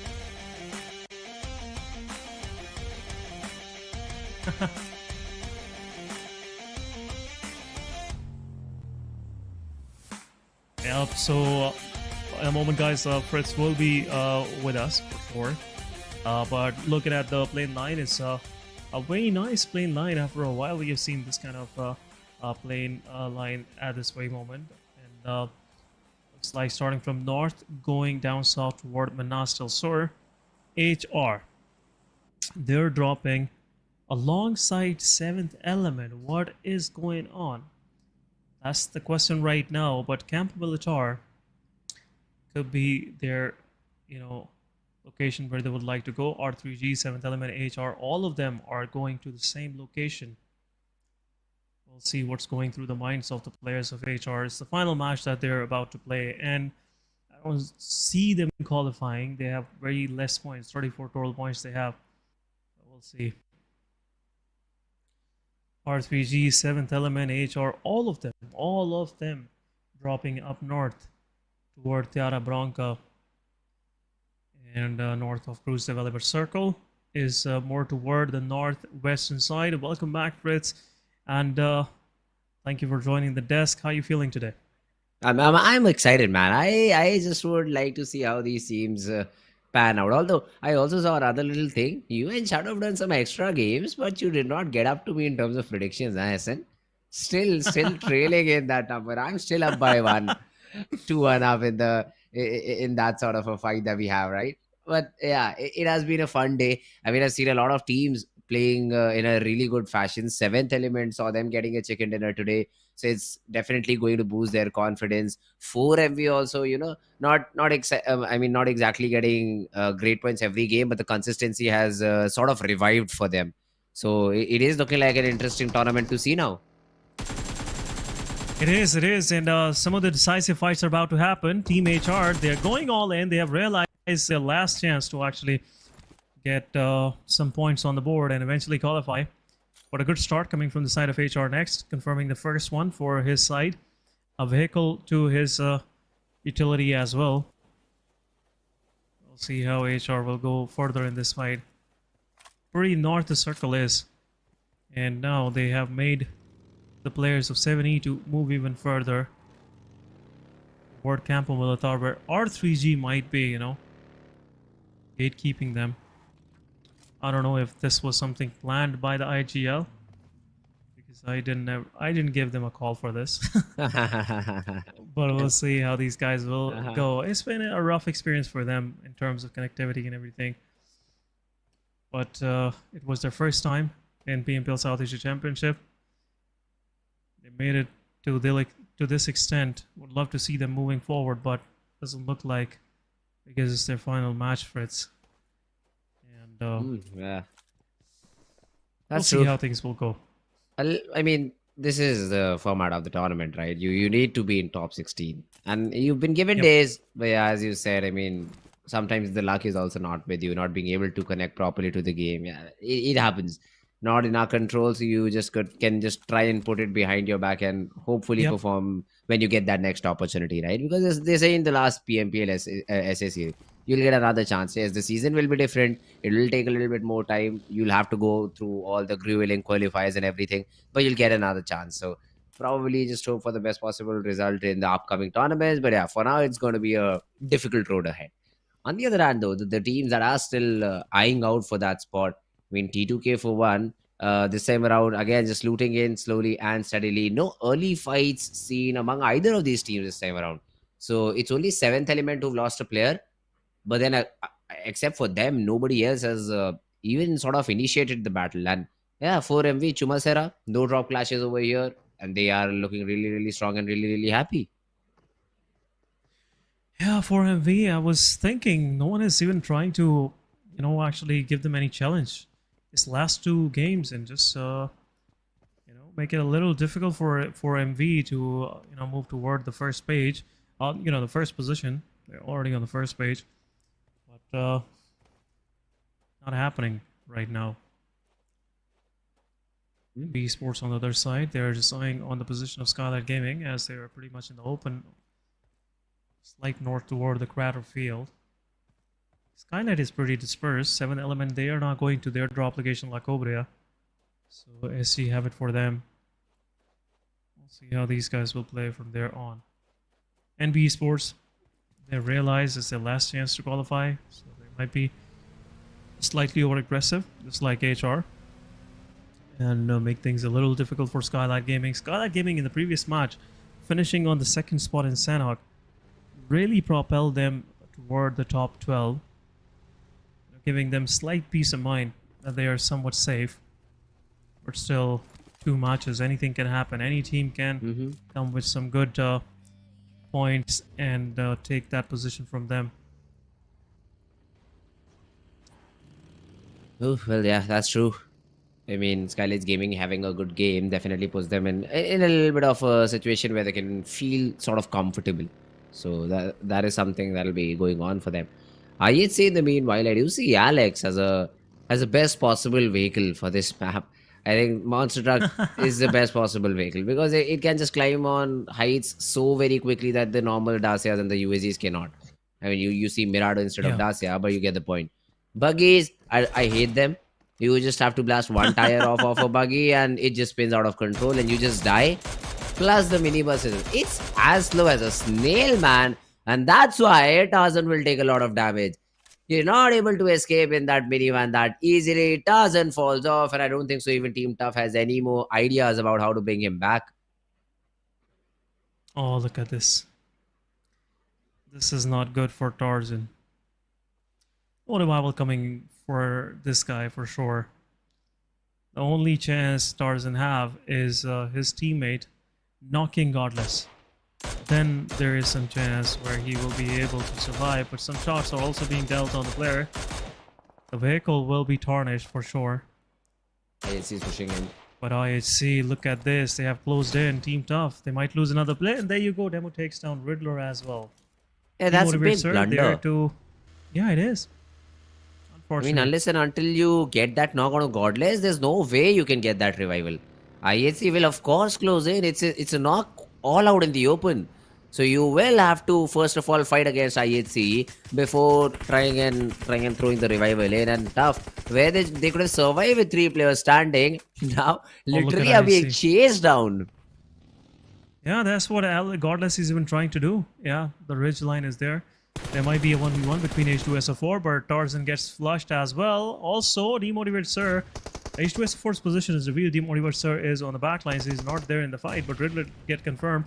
1v1 happening. Nade going, and it will take down H2SO4. Tough down to last man standing. A fountain of water popping out of his crate. Nice animation, I must say. Tough. This is the fountain of sorrow for them. They are left with last man standing, and their qualification is on stake for sure. I'm pretty sure Tough is nowhere in a situation where they'll be able to find some good points in this match. Only 1 point on one player surviving. I mean, for how long can even a player survive in a map like Miramar? It's so big. You can literally rotate anywhere you want, but still at the end, when it's a fight that you have to take, you're a solo player, and that's where your confidence already starts falling down. 7th element though, Alian is already out of the game, and now they are picking up a fight with the players of Team Reggie's side. That could be a good nade. Maybe even gets the knock, but it's only the damage. It's only damage that this guy has been able to get. And now Goku is surrounded in 2 different directions. A double push is coming. If he's able to nail the nade, it could have been a different story. But yeah, that's the best you can get. It's a trade by Reggie's side. They will be able to bring their player back up and then convert this fight into a 4v2.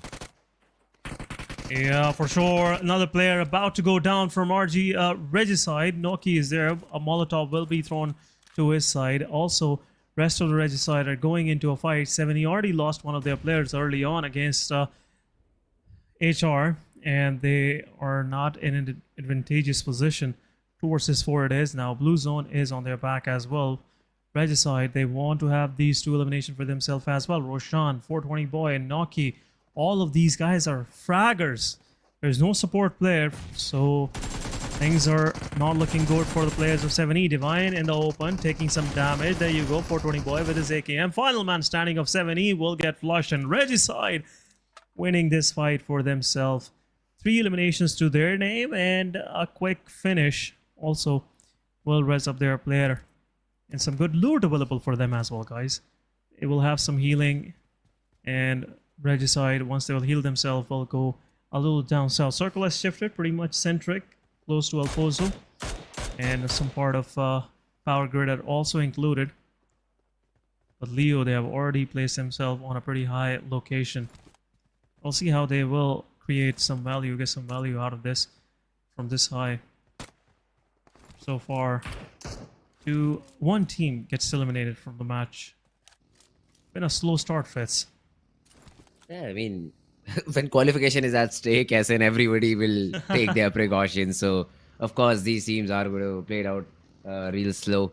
Now, Nova is already tossing a nade, and that's a beautiful one. Oh, nice. Sky was just like, yeah, I'm up high. Nobody can even touch me, but then there's a nade in his face. And suddenly, what? Opponent in that position? Although, for some reason, Novax did not go ahead with that confirmation and has allowed the player to crawl back down. So the revival can still be facilitated by Team Raw Esports. And this could be a little bit of a mistake maybe from the side of Team Leo, because this was a free point. It was a free point, but at the same time, Leo takes down the players of HR. Romeo Boy gets taken down, and high voltage, as they knocked the player, but Yetauta will confirm the elimination. So if it is Sky or HR, still what matters is the number. T2K Chain going against 3 players of 3X. Predictions so far. We'll see which team will get it. In my opinion, this match is for IHC, but we'll see. T2K Chain takes down one of the player. 1v1 happening, but Zephyr gets knocked out as well. And meanwhile, and 3X is down to their last 2 players. Cairo still in a need of revive. T2K, they're pushing forward. They have confirmed Zephyr. 2 versus 4 it is now for 3X. Cairo in the upper room for sure. And Nate will just lodge this player and confirm the elimination. And it is for them. 3X losing players right, left, and center. Magnus Esports going against R3G. What is going on? Both of these teams need a good match for themselves. But Magnus Esports, they picked up one of their players, but on the other side, SRX3X going against the players of T2K. Confirmation happening. Shami was the last one standing. A shotgun to his face. SRX3X gets confirmed, but what is just going on? AHR on the other side, they're trying to make their way in, getting peppered down by the side of Magnus. Jokey Boy gets knocked out. Next gets confirmed, and AHR is out with only 1 point. GG's. Oh, HellRaisers, not the best possible game, but oh well, I have not predicted till now. Well, who should I go with? I mean, who should I make the winners of this game? More like that. I'd say SKYLIGHTZ Gaming. All right, let's just go with them. 3 frags to their name, still getting a few more shots out of the players of Team Regicide. Could be an interesting team, but as soon as I say that, I mean, no fear. Literally, the MVP for this team has been taken away, and SKYLIGHTZ Gaming show no interest in getting that revival. Yeah, so the guy's pretty forward. It's his mistake. He overextended, and Stalwart Esports are not shy of punishing that mistake from the guy. Stalwart Esports, now they have tasted the blood in the water for sure. Will go for the hunt. SKYLIGHTZ Gaming pretty close by. The dispersion is pretty spread out, but STE might face some fire from the side of Magnus Esports. Rollin just giving out his whole magnum, say whole magazine. I was just thinking about AWM at the main time, but whole magazine, but no success, no knockouts. But SKYLIGHTZ Gaming Nima has been pushed by the players of STE, making him to reposition, and now Nima is in a safe space.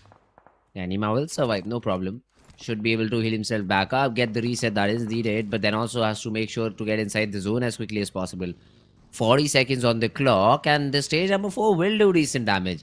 So you cannot stay out of the zone for a very long period of time.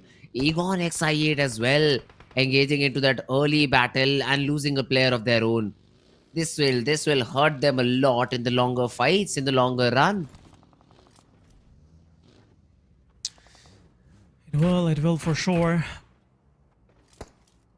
Now Magnus Esports, they're eyeing on that position where SKYLIGHTZ Gaming player is holding on to. Egon XI8, they got one of their players flushed out, but at the same time T2K gets confirmed. Love there to trade it back on the players of Egon. Where is it happening? Actually, that's my question. Both of these teams are on the southern part of the map. But Egon XI once again going against the players of T2K. Father gets knocked out. Jane will go for the confirmation. No cover fire coming from the side of Egon. Last man standing for them. 2 of the players are knocked out. T2K have a total control now. It's a 3 versus 1. And we'll see if T2K Love will go toward Uzum. Just finishing things off. But he's about to regroup with his team. At the same time, Team Raw officials in the back lines join in. This is some time for Uzum to go and revive his players. But we'll see how that will happen. 4MV on the other side confirming the elimination, and T2K is out. Raw officials getting some elimination for themselves, and some of them goes to 4 Miracle Wipes. Yeah, a little bit unfortunate for the players of T2K. They were fighting it out against Egon XI8, and suddenly came in the players of Team Raw Esports. Before you could even recover from Raw, there was 4MV on your tail. Now that's a classic 4th party that we've seen with the players of Team T2K happen. Now 4MV will also try and get inside the zone because they're a little bit far away. But then Egon XI8, the revival has to be facilitated after only and only after which they will try to get inside the zone. But yeah, I think the zone gets the better, or maybe the player was not revived in time. That's why he's taken out of the game. Yeah, Falk was trying to get back to that compound where Uzum was holding on to. But it was pretty far, and he was bleeding out. Sure, so... Oh, Egon, Uzum is the last one standing for sure. Malik knows that there was someone there. So he's just gatekeeping. At the same time, Leo is going against the players of High Voltage DC. Some utilities being traded on both sides.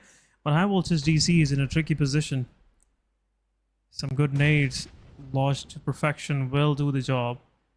But Leo somewhat missing the target.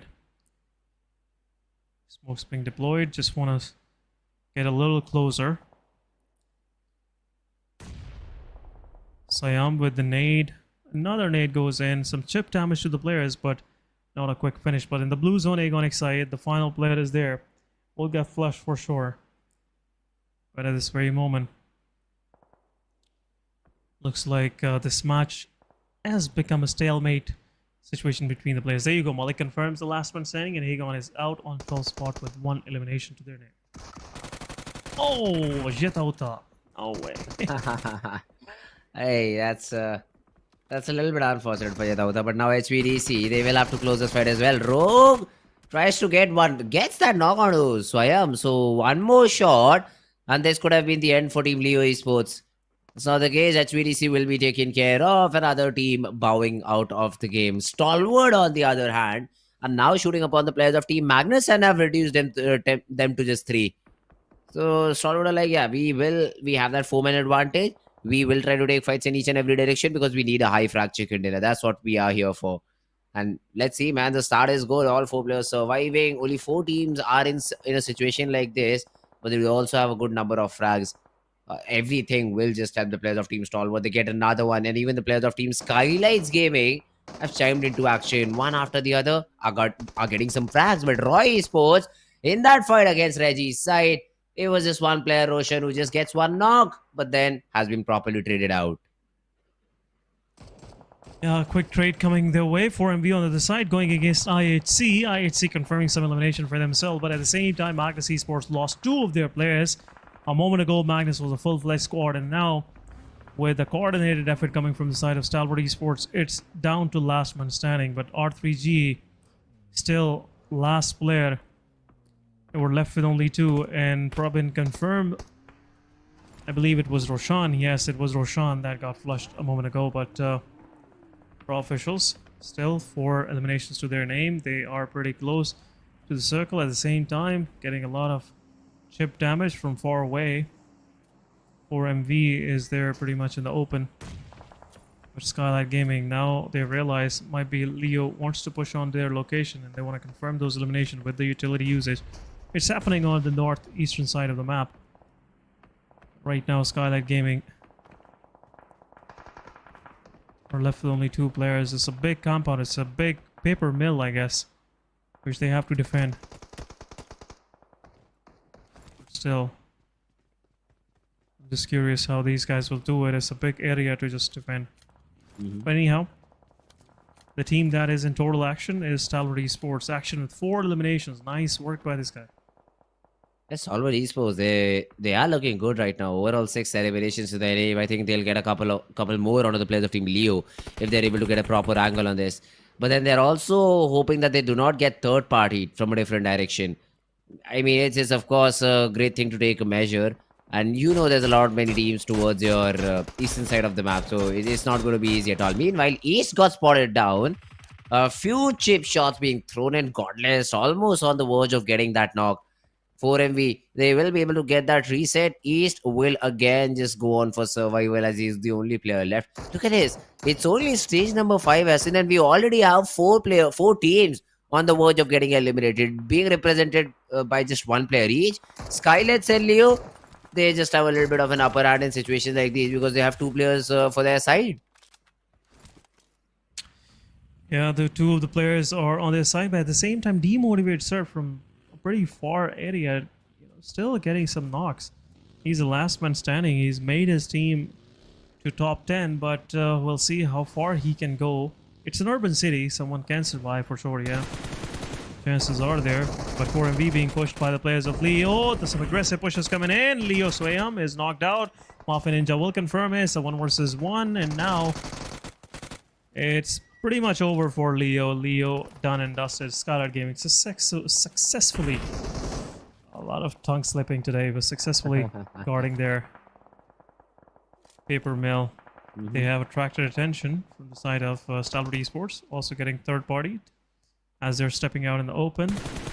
4MV in the backlines gets flushed on the 9th spot, and some warning shots from the side of Mafia Ninja. Back to players of STE. But now they are on the edge of the circle, and Stalwart Esports have to push this way if they want to survive. So it's getting a little difficult for SKYLIGHTZ Gaming now. Yeah, that's true.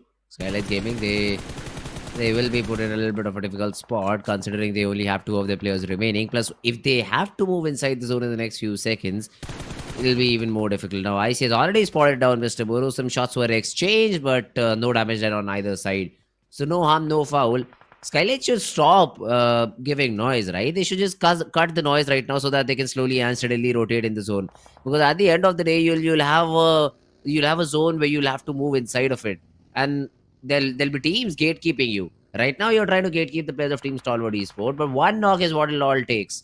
Stalwart action, though, I think has been spotted down by Demotivator. Some shots thrown out of him. Needs to get the reset. But yeah, Stalwart, they've also moved inside the zone just at the edge of it. But it does not matter as, you just need to be inside the zone. That's all. NBeSports are the team who have their crosshairs set onto the Stalwart guys. Good retaliation fire as well at NB. They won't have that easy of a tie because then even SKYLIGHTZ Gaming will push onto a compound where you have just a solo player try to hold it down. Yeah, one player off right now. NBeSports is pretty far from his team. A revival won't be able to happen. There is a pretty open space there, but this guy can serve as a surprise to the players of SKYLIGHTZ Gaming as they will be comfortable pushing to their neighboring compound, and their 1v2 won't be a difficulty if the players are pushing from open for SKYLIGHTZ Gaming, making things really difficult for the players of STE to just hold on to right next to this arena. But now NBeSports, they have something for themselves, but SKYLIGHTZ Gaming on the back lines. Mondo's nade takes down one of the players, but open players of Stalwart Esports as they are pushing forward. A shotgun in the hands of Icy will go in. The gun is not equipped, but still Mondo confirms elimination.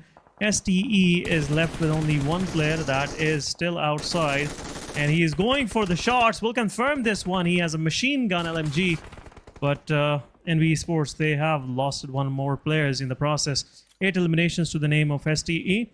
But NBeSports, they are still holding on to their position. One utility will do it, but action, look at this. 3 nades.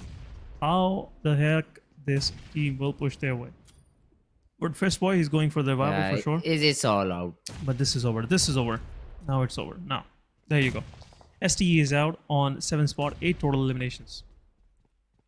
Yeah, that was a very simple nade to be thrown in, right? Once you have that information, it's just super easy to get that frag. NBeSports, the player will be brought back up, but then look at this, SKYLIGHTZ Gaming, they want to take an opportunity over here. They want to push out the NBeSports guys, Sekujin, but yeah, he's also done a great thing. Nice, he did not stand his ground. He just falls back. He knows that there's strength in unity and will just regroup with his own teammates. Although all the hard work that was done by the guys of NBeSports, now the benefit is being reaped by SKYLIGHTZ Gaming. They are the ones who are looting all the crates.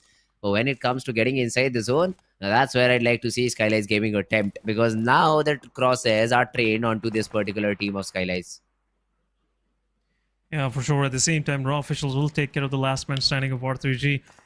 Bot finished 3 points to their name, so we'll see how that thing will work out for them. 5 total points, but Tuff's Demotivator stepping out in the open for the first time, and he's getting peppered by 3 side, and a lot of damage being dealt as he was trying to cross the road without the red light, and it's been over for him. IHC confirming the 8th elimination, and now the fight is between top 4, where IHC is the only one with 4 of their players standing. Looks like it is slightly getting easier for IHC to even move further. Raw is on the back lines with 3 of their players standing. This will be interesting. We'll see how IHC will move inside the circle. They are on the edges, and a circle shift toward them is much needed. But SKYLIGHTZ Gaming, they're pushing forward. Sekujin and their shotgun being thrown in a shot, but not much of the help. No help coming their way, but some Molotov. What was that? Looked at each other. Changed his mind. They just looked at each other. But yeah, nobody shoot a shot. What should I say? Shoot a bullet? Because it's not a bullet, it's a complete shell for Mafia Ninja. He has a shotgun. And both of them had mollies or nades in their hands. So SKYLIGHTZ Gaming would be lucky to still be alive. Now, how much the other players will attempt to take them down? That's the biggest question. Because Raw Esports is another team who has all 4 players surviving. They are making their way inside the zone, and they have the most prime position. I mean, the literal central control is with the players of Team Raw Esports. So now, how do they, just convert this game? It served them on a silver platter. It's for them to eat it out.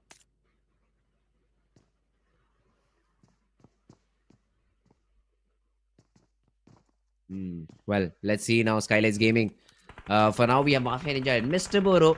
Both of these players is resetting themselves back up, letting the players of IHC and the Raw Esports maybe fight it out.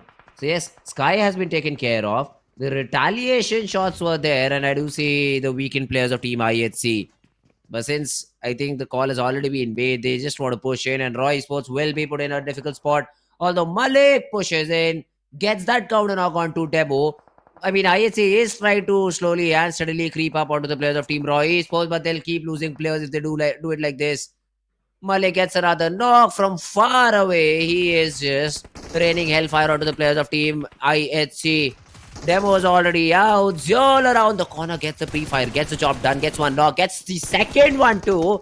Aiming for the third, but this time finally the trade is there.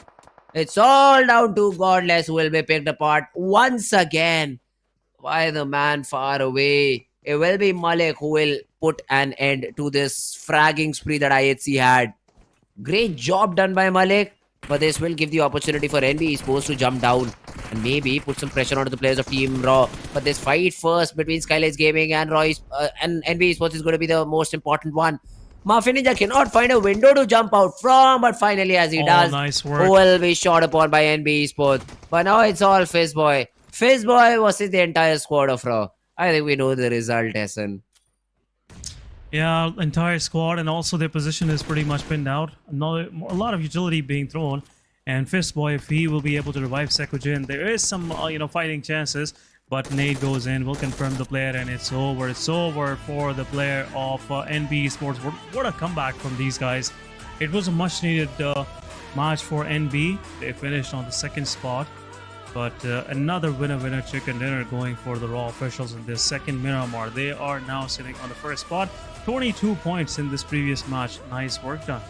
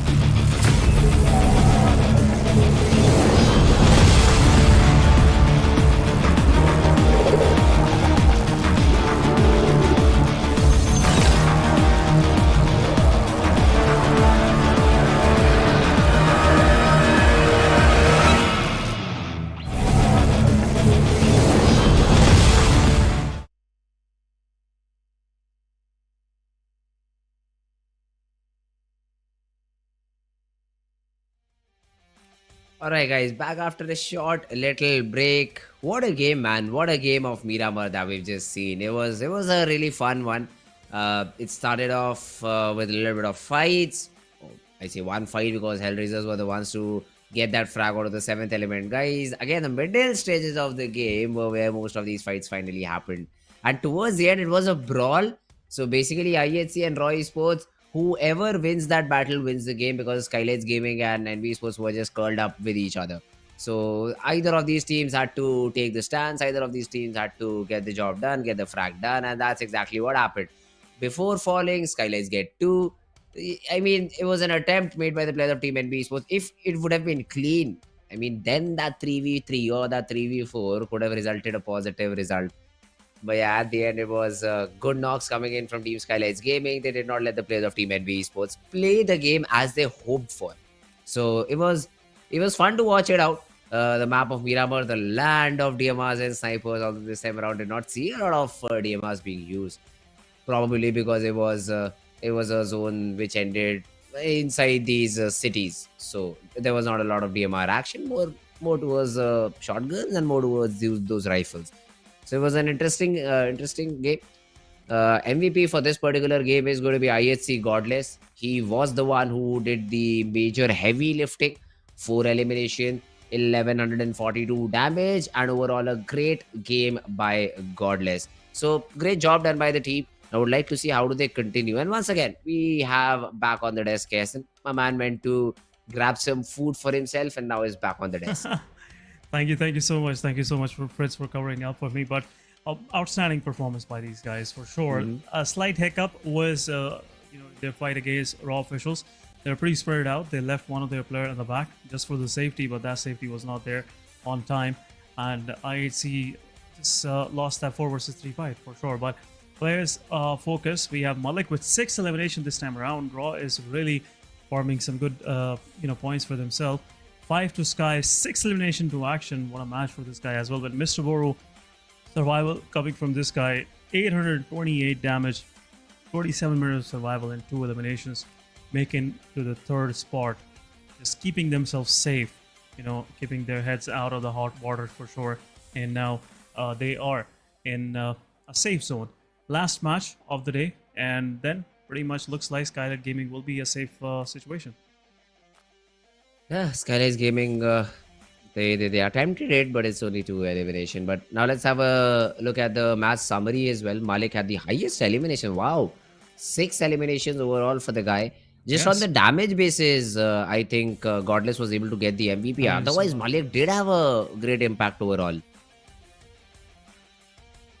Yes, and looks like for sure, in this very situation, IHC, they kept their composure throughout the match, and unfortunately they just were so close to the chicken dinner and just lost it anyhow. But another chicken dinner for Raw officials, 10 placement points, 12 elimination, total 22 points. IHC with 12 points to their name, NBeSports with 12, SKYLIGHTZ Gaming with 10, and ST with 9, T2K with 6, Regicide with 5 points. They need even more, but Leo with 3, MGS with 3, Tough with 3, 4MV with 2, and High Voltage ECA gone, HR, SRX3X at 70 with 111, and then 2 zeros at the bottom. Not a good match for 7E after all. But looking at the overall ranking, we have Raw Esports right on top with 145 points, and DRS still trailing slightly behind them, 139. And both of these teams left one of their match. 4 Miracle Vibes, they're done with their matches, 119. They have finished 3rd so far. IHC on 4th. We have second page where HellRaisers could only manage to get 35 points after 16 matches. No more for them. Team Tough still have one more chance to get qualified. King of Spades, same for them. SRX3X, one more match to their name as well. Regicide, NBeSports, then 52 Esports, Stalwart Esports. The things are pretty open now. Still, one match is left. SKYLIGHTZ Gaming, 83 points. They are somewhat safe. We'll see if they'll be able to finish in top 16. But let's have a quick look at the schedule, Fritz. Yeah, this is going to be a match where Group A sits it out. So now all the teams that were in Group A, they do not have any more chances left. But then teams like SKYLIGHTZ Gaming were on the 12th spot, 13th spot.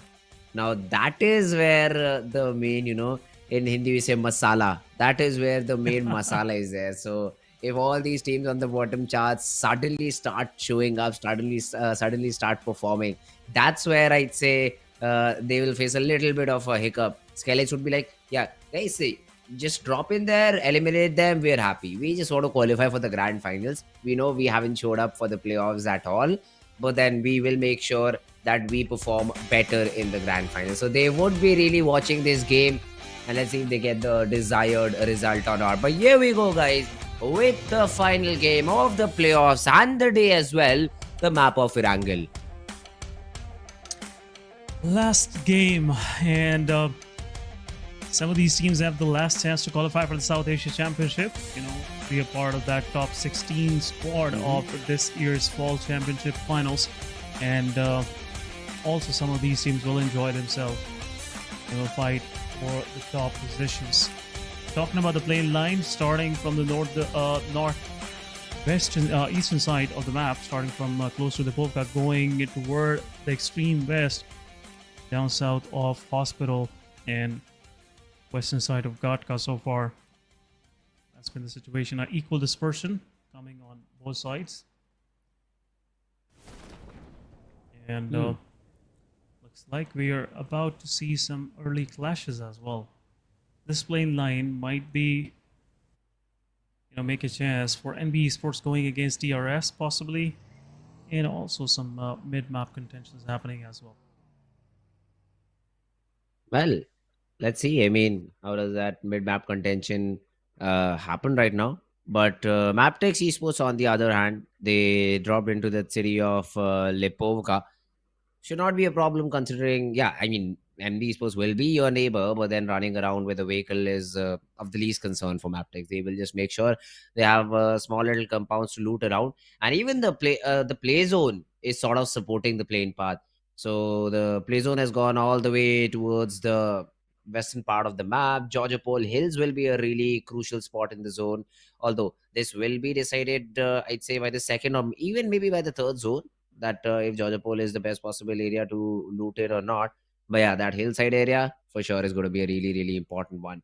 Zeol dropped in a different direction as compared to his team, saw a vehicle and now is just running out with it. I mean, 52 Esports can shoot him in the back, but I think they are refraining from it. They do not have those early weapons, and they themselves are in some sort of compounds. So spotting Zeol, I don't think so it is going to be that easy at all. 3x Esports, suddenly just knowing that HVDC is not in this lobby, they just dropped into that city of Pochinki, stealing away a very important drop, but they will have to make this game theirs if they want to qualify for the grand finals. So, well, 3x Esports, let's see how do they loot and then move forward in the game. Magnus, on the other hand, they usually dropped in Ferry Pier, so that's not a surprise. But Aegon XI8, they're rotating late towards military base. I'd say this is the very first time that they know that 4MV will not be in this city of military base. So this will be, I'd say, the only time they will be able to loot for free. So they do not want to give away this opportunity. But if Magnus can spot it down, now that's where the problems for I8 can really begin. Magnus could go in for that bridge camp. I8 could maybe face a potential loss of player, because in bridge camps, it's usually you either you losing a player or your opponent team being completely eliminated. So in situations like these, I'd like to see how does I8 perform. And for now, I believe Faster just ran in with the vehicle, gets that information that nobody's on the bridge now, probably figured out it's Aegon X I8 anyways, because it's a team of their region, and now are just around that city of Ferry Pier, looting around, chilling around, probably also moving inside the zone as soon as their loot is complete. So no early drop clashes, no early drop fights, but rotational clashes is what I'm interested to see. How quickly can 3x SRX 3x loot? How quickly can the players of team King of Spades loot? Because I mean, King of Spades especially is a team which is literally on the other part of the map. They are towards Stolber and Kamishki. So rotation for them is going to be a little bit of a concern. So I'd like to see how does King of Spades get inside the zone. Do they choose to use a bridge, or do they choose to rotate from the shooting range area, or do they, as soon as they start their rotation, move towards Yasnaya Polyana and move their way down south from there, or maybe towards the western side? Who knows, depending on their rotation. So all these things have to be considered. Leo Esports this time around, usually they dropped in, if I remember correctly, towards Georgiopol City.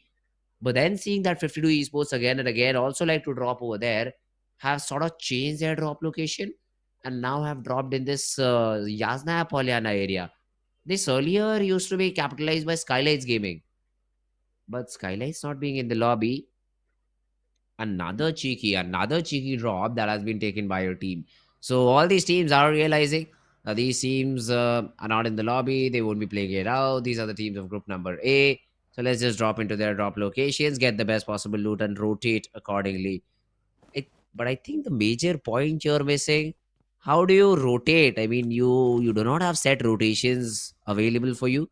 Uh, I mean, when you decide to just steal someone's drop location, you cannot steal the rotating path as well, because for them it's very standard, but for you, you'll have to figure out things entirely for yourself. The good part about this is for SRX 3X, Pochinki is going to be a great area inside the zone, so they can sit inside the zone for maybe in 2 or 3 next move phases. But for teams like Leo Esports who've taken the drop location of SKYLIGHTZ Gaming, now for them the zone is not there, so they will have to get inside the zone. And the pathing they choose is going to be of prime interest to me. So well, let's see. I'll be waiting for them to show their rotation. How do they want to get inside the zone? In the meanwhile, Reggie's side, I believe they've already completed their loot, or is it them just exploring their nearby area? Because I just saw 2 first aids and that was about it. There were some other more medicines, but that won't help you a lot once you're in a gunfight. So the first aid is going to be really, really valuable. 52 Esports on the other hand, yeah, Jallad, Hassan, Zeblal. Pardon me if I did pronounce it wrong. But yeah, all these teams, they are looking to just hold their ground, maybe be in the game for as long as possible. So on the other hand, we do also have Team Leo Esports who started off with their rotation. Slipknot, Yetauta, Nova X, Liquid. All these players just making their move, just maybe exploring the nearby positions and figuring out where they can get that very initial battle. But what if they do not? I mean, that's what an answer back I'd like to see. Although we might see a rotational clash over here. SRX3X, they've for sure spotted down Alien, right? Inside that buggy, yes. Josefa has already spotted him down. Now just looking at him using that third eye perspective to look at the guy who will relay that information. And I guess the call for SRX3X is to not chase him down, just get that information and fall back. They've already looted Pochinki, so now that series of to no use. That's why they've already rotated towards the outside compounds of Pochinki and would be looking to maybe see a place, maybe see an area around that particular compound that they have. T24 also switching up vehicles, making sure that all the players of 7th Element are well versed with the vehicles they have. Action though, he gets some action. Mondo, unlucky prone, although the cover is great. So Sekojin has been able to get that counter knock onto action, and the frag is also being attempted to get confirmed. NBeSports should focus on the revival, which they will, but then Stalwart Esports is also getting in with the support. They want to get action back up and running against Stalwart. This might be their very major first 4v4 battle. Yeah, the match has just started, and in the first fight, we are seeing NBeSports, the one struggling to qualify against Stalwart Esports, the mighty giants. But nice shot on Sekujin. Nice work, I see. At the same time, IHC want to join the fight as well from up high. IHC will pick up action. Some good time has been bought by these guys. Utility is also being thrown. It's a risky place to be in to take a fight, I guess, because you cannot push uphill. They cannot, push toward the compounds because IHC is watching from uphill. So it's a risky position to be in. We'll see how STE will work accordingly, but I guess this is the time where STE will find another place for them to hold on to, and we know fight happening. But 7E versus STE, both of these teams really passing pretty close to each other. And I think both of these teams were eyeing for the same compound. And now Stalwart Esports are going for that one. They're making a change, Stalwart. They're like, yeah, we've already seen that NBeSports has a stronghold onto this compound. They also have a player watching them from a very far away angle. Plus, there's a third party up top. So it's better off if we do not fight this position out and just respectfully give it away. Good decision. Great decision made by the players of Stalwart Esports. They'll find themselves a different compound. NBeSports, none of these teams got any sort of result with the fight that they had. So basically, it was exchange of ammo, exchange of utility, wastage of helmet and shield, and then you just run back. You just try to reset. That's what happened in this fight. But sometimes it's necessary, Yeah. right? So it was a Stalwart getting knocked out very early on, but then the trades happened and everybody just got revived. Once again, you see Stalwart getting knocked out. So IHC, they will have that vantage point from up top. They will be getting all these knocks, but getting these confirmations is going to be the toughest job for them. Yeah, confirmation. You know, staying in the height is slightly tricky when it comes to taking fights, because if you're up high, for sure someone will try to get on your back, and you know, support is very difficult to provide to your players if you're pretty spread out, especially on area like Mount Everest. But you will give knockouts, but confirmation will be difficult. But there you go, DRS going against the players of NBeSports. Mondo on HP, one shot will knock him down, but utility being dropped, and this will be a knock on Mondo. DRS, they have started things off, and another nade being prepared for Fist Boy. The nade goes in, then this could possibly be a knock, and there you go, Gyante, nice work done. DRS have the control of this compound for themselves. NBeSports losing 2 of their players for sure. Oh, DRS, they will be able to get good number of frags in this engagement, and suddenly NBeSports, who did have a stronghold in one of these compounds, are now suddenly facing elimination. I think DRS already have that rough idea where the remaining 2 players are. So they're like, yeah, you know what? Maybe let's just not get into that fight. We needed the compound. We've already had that. 2 more crates to loot from. The reset is also available. Let's just avail to all of these opportunities and benefits that we currently have gained for ourselves. So yeah, DRS will just reset, and the real soldiers are looking really, really strong in the playoff stages. Yeah. League stages, they are just giving out the statement to the players in the lobby that they're here for a GC qualification for sure. They're eyeing on that spot, but R3G losing one of their players, Noki low on HP. 420 boy, as he was in pretty open space, gets flushed out. Rest of the R3G is kind of just holding back. Still not sure. Noki's position is not revealed. Noki is on a slither of an HP, but Roshan getting peppered from every side. His buggy was under immense amount of pressure, but there you go, Yeta. He just somewhat make a slight noise, Noki, and gets confirmed right away. Another elimination on R3G. R3G left with only 2 players. You know, that was like, well, did not get that frag on the long range fight. Yeah, I'll improve 1 minute. What? There's a player close by. Boop. Shotgun. That's exactly what happened in that battle. And Leo Esports, they would be happy. They would be happy with the frag that they have. Second one on the board. And the way this zone is going, it's another Ruins area. What's up with the Erangel and Ruins? This is the 3rd time that I've seen a circle landing around this area of Ruins. Now, it still might go towards Georgiapol Hill, but the chances of that happening are super, super tight. In the meanwhile, though, the remaining 2 players of NBeSports will have to fight it out against the players of Team Magnus. Now, Magnus have to be really careful. Although these are individual battles, so Sekujin and Akaz are in 2 different compounds, and Magnus, if they're able to figure this thing out, they could just push them individually. Yeah, they will be doing so. NBeSports, they have a good compound on the edges, and with this kind of managed, numbers, standing numbers, for sure, it will be difficult. But what a nade coming from the side of Zibian. Akaz is the last one standing, and the only player giving footsteps. Zibian confirming the elimination. Last one standing inside the compound. Shotgun versus shotgun. DBS it is.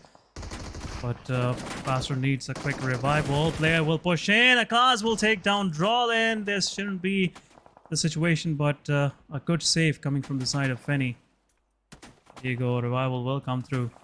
DRS, they might be interested in taking that fight, but look at IHC. They might descend from up high, and this will be quite catastrophic for the players of Magnus Esports. Foster still waiting for the revival.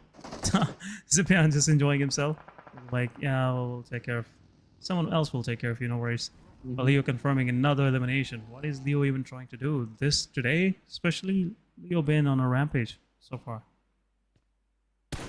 Yeah, well, now look at this I8 Blade. I think he has sort of spotted down a player. Just try to explore the crevices of this window. trying to throw in some shots out of his opponents, getting the damage, maybe getting a knock. But yeah, now Blade has already been spotted down. DRS just giving a few warning shots. And yeah, we know you're there.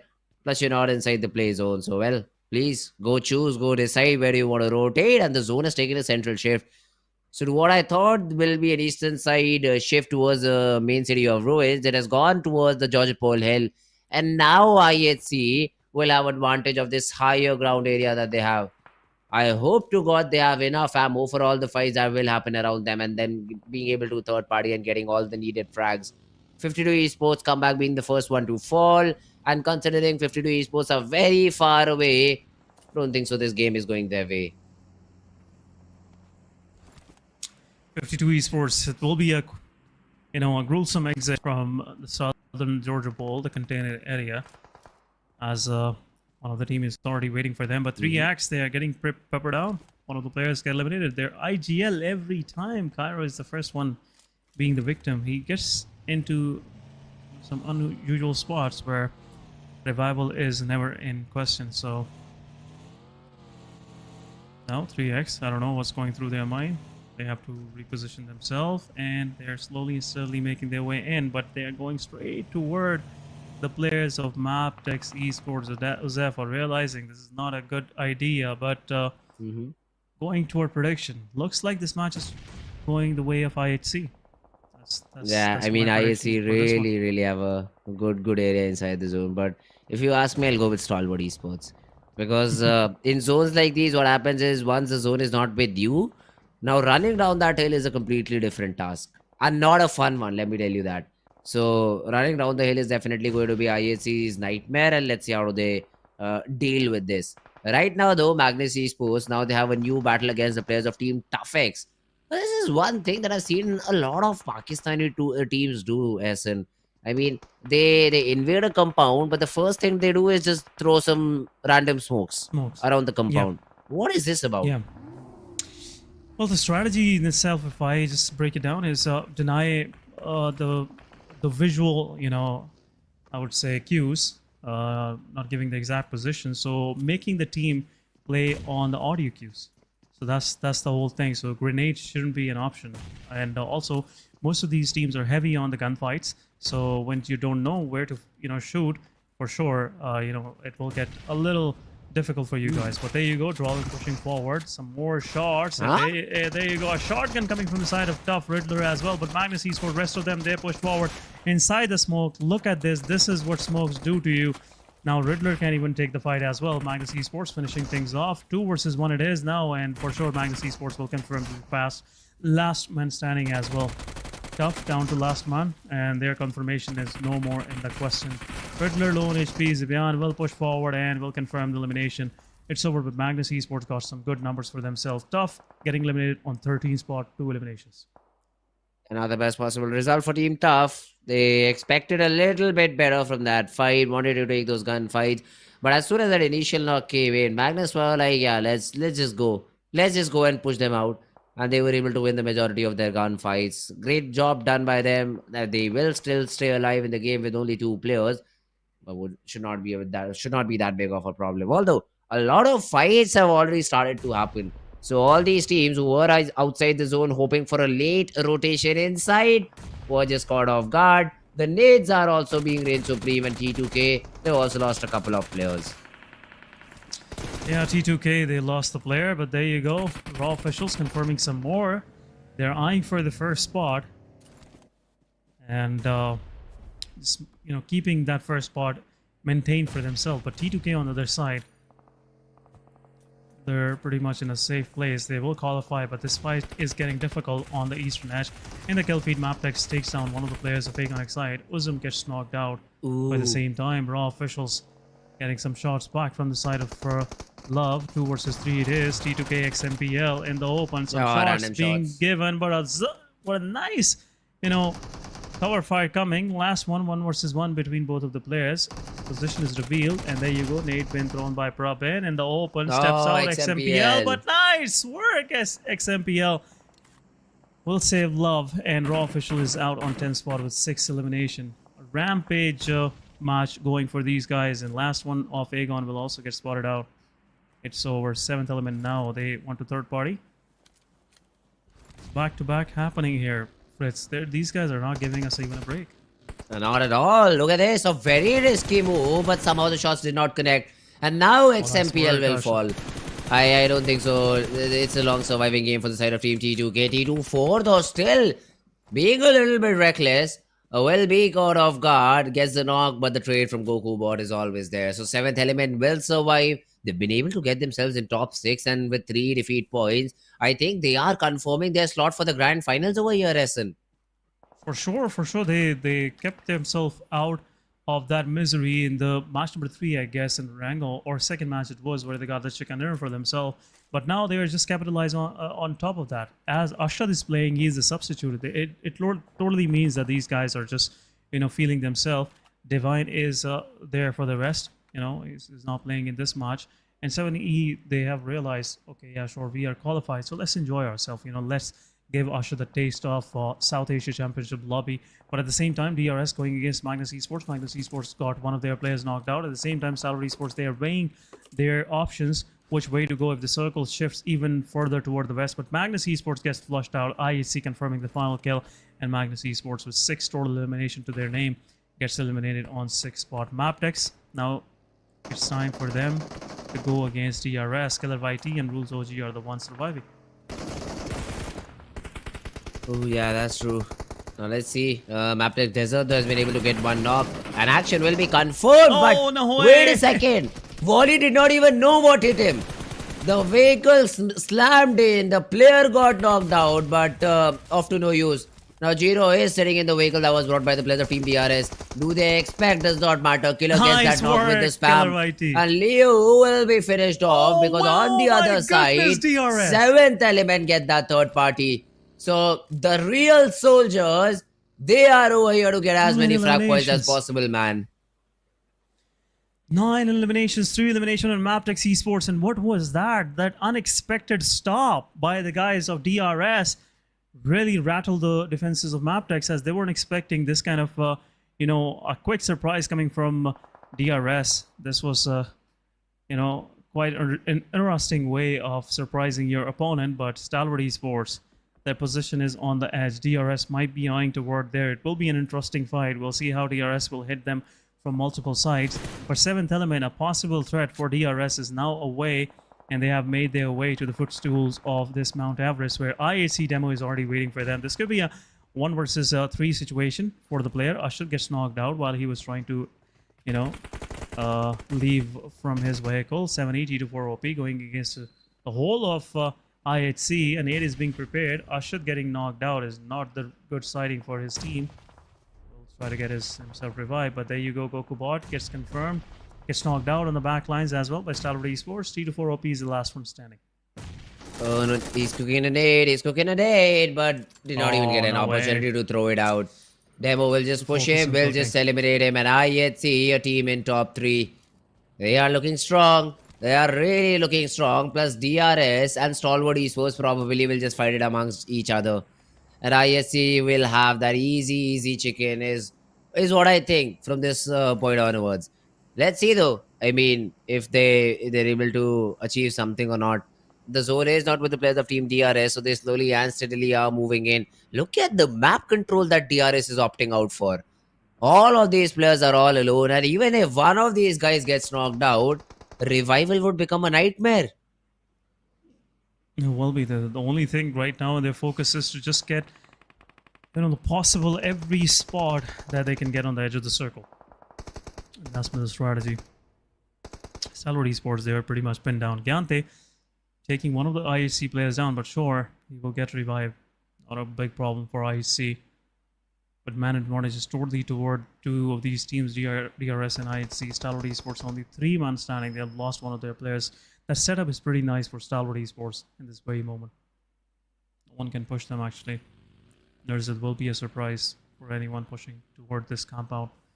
Now DRS, they have attracted attention from up high. Like DRS might get peppered down, but as they are trying to break the door, paving a path for the nades to go in the compound, but getting a lot of damage from up high. Yeah, Look at that. Godless this time around lands a headshot, and DRS getting the first knock in the process.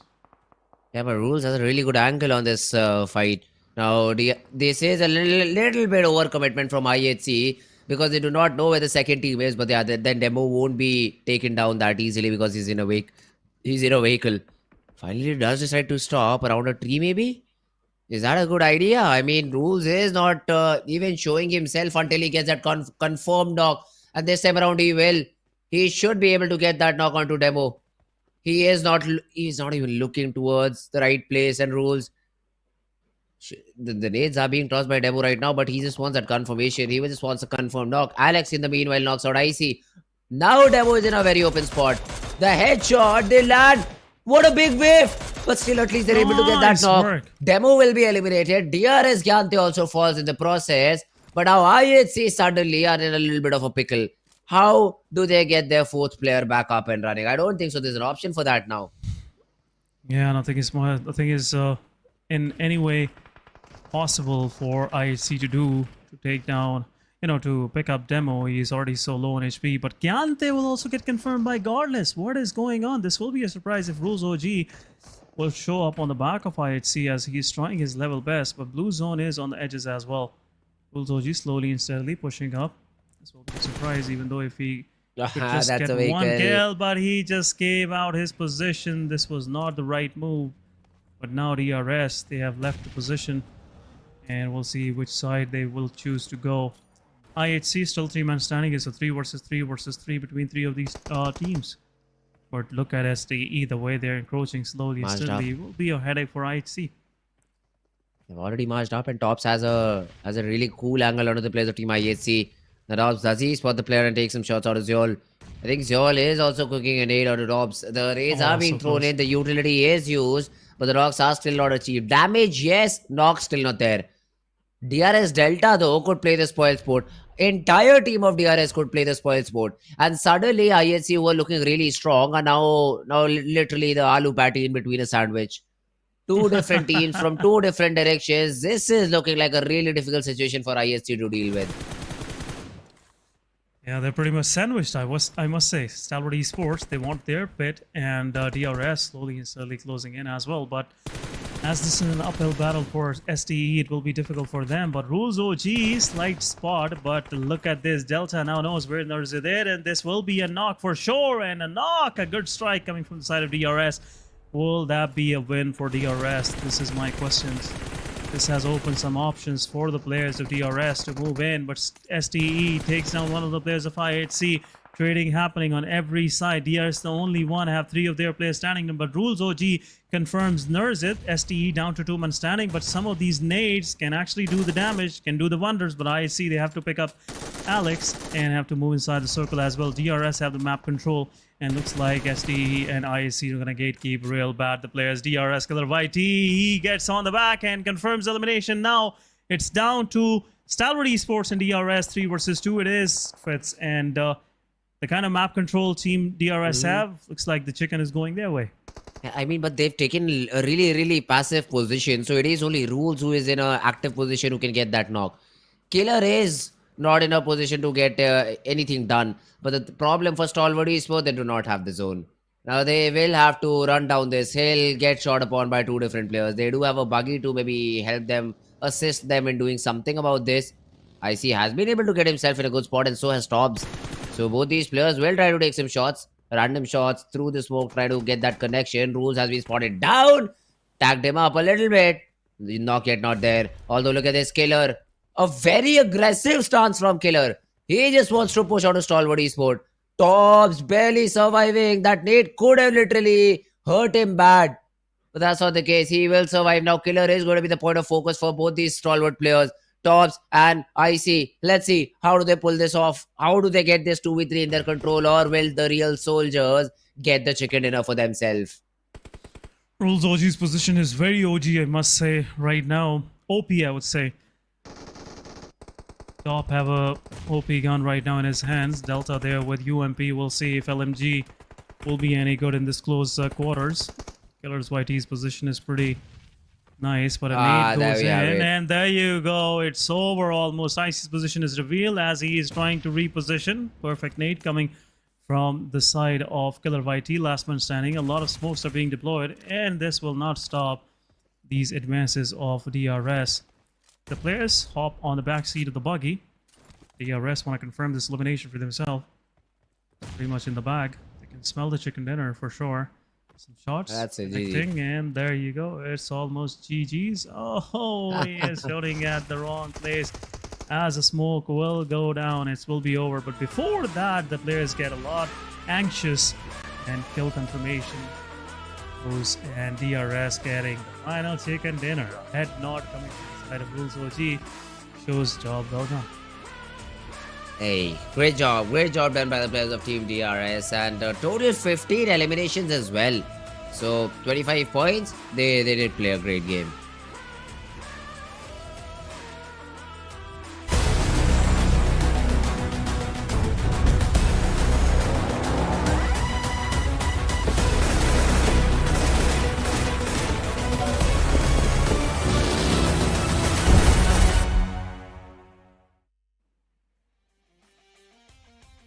Welcome back, guys. After this short break and watching PMPL South Asia Championship Fall 2023. This is your host Jason with me, Fritz, on desk. But Fritz, it's an end to the league stages, final match, Yes. and again a winner chicken dinner for DRS. They started off with a chicken dinner, ended with a chicken dinner. A dream run for them throughout these 4 days. But overall, I would say I'm really looking forward to the top 16, which we'll eventually see in the finals. Yeah, well, top 16 teams are going to be our focus to see which of these teams have qualified. I was surprised to see Stalwart Esports struggling for qualification, but this game should be good enough to get them through to the grand finals. At least that's their 7th element. Where did they finish off? SRX3X, I think they're eliminated. They did not have a great game, so probably that's a team that's going home. HellRaisers as well, not going to qualify for the grand finals. But before we head on to any conclusions, or before we head on to the overall standings, we have the MVP of the game. It is KillerYT. He made so many different angles. First onto IHC and then onto the players of Team Stalwart Esports. He for sure made an impact in the game, SN. Yeah, that's the reason why he is the MVP, the most valuable player. And nice work done by the players of DRS. Look at this. Rules OG, even though the damage is there, but elimination points are less, has been the helping hand for the rest of his players to confirm these eliminations. Godless with only one, but 1000+ damage. This is hurting. This is totally hurtful, I must say, for the player to see. But XMPL, nice work done against the players of Raw. 4 eliminations in total. Got flushed out right away after that by 7th element. But what a run by T2K as well in this league stages. Really excited to see them, even qualifying for the PMGC for the 2nd time as well. But quick look at the match summary. It's more of DRS and highest damage dealt by Godless. Godless is somewhat, in that touch in this South Asia Championship, which we've been long awaiting from this guy. This time around, it will be a surprise to see IHC in top, positions. But still, Godless is in, good form. But let's have a quick look at the match ranking, guys. 25 points to DRS, 12 points. What a difference by IHC. T2K with 10, STE with only 3 eliminations. 2nd spot finished 9 total points. Magnus with 8, 7th element with 8. Mabetex with 7, Raw with 6, Leo with 4, Tough with only 2. King of Spades with 1, 52 Esports with the 1. Aegon, SRX, R3G, and NBeSports couldn't get a single point in this previous match. Let's have a quick look at the overall ranking. Oh yeah, well that's where the real masala is, right? So we will have DRS out on top. The way that this team played, that was just fun. That was just fun to watch. 164 points, 5 chicken dinners overall in the 4 days, and they just played their hearts out. They are being closely followed by the players of Team Raw Esports. It's a 13-point difference, but great job done by Team Raw Esports. And the other teams have at least qualified for the grand finals. Now let's have a look at the other page. Now this is where a lot of teams will fall short. It's King of Spades, it's SRX3X, it's Team Tough and Just 2 HellRaisers points. who will bid adieu to the game. Just 2 points for SRX3X, 54 and 56 was the goal. But NBeSports, they did a great job in that final fight. Once they, dealt with the players close down to the, that hillside of Jordanpole Hill, they kept themselves in the game. They are qualifying for sure. King of Spades, just 1 point, and SRX3X by just 2 points. But overall, nice work done. Aegon excited with 89, 52 also moving forward. But this been the top 16 guys that will be eventually qualifying for the finale, where the real deal is, where the prize pool is, where the pride is, and eventually a chance to get to the PMGC as well. Exactly. Now that's the grand finals for you guys. That's the grand final. I would love to see which team is it that will just seize this opportunity. Now DRS, for after a very long period of time, I've seen them perform this good. Even in South Asia region, they had their moments of success. So like every third day, they would be able to get that chicken for themselves, and they will just make sure that they're at the the middle of the table, not at the first charts, not on the bottom charts, but yeah, somewhere around that 10th, 11th, and 11th spot. But this time around, the adjustments that they've done, I think they're working just fine. They're also getting the frags that they need. They're also getting those chicken dinners that they really want from the very beginning. They are just on fire right now. If they can continue this sort of a performance, no wonder they'll qualify for PMGC. For sure. Looking forward to it. And Raw officials, look at that. What a nice run so far.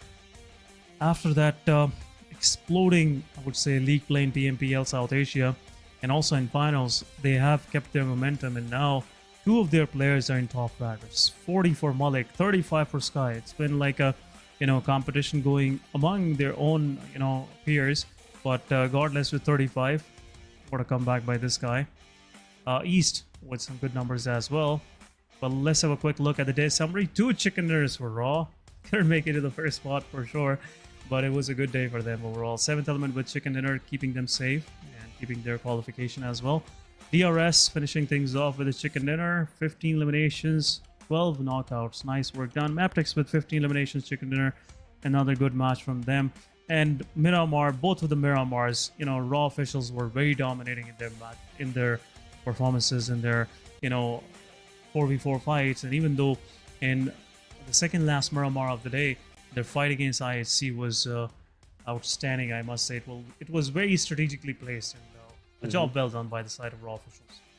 Yeah, Raw officials. I mean, I still remember their interview after they were so close at winning their normal PMPL league, the South Asian league.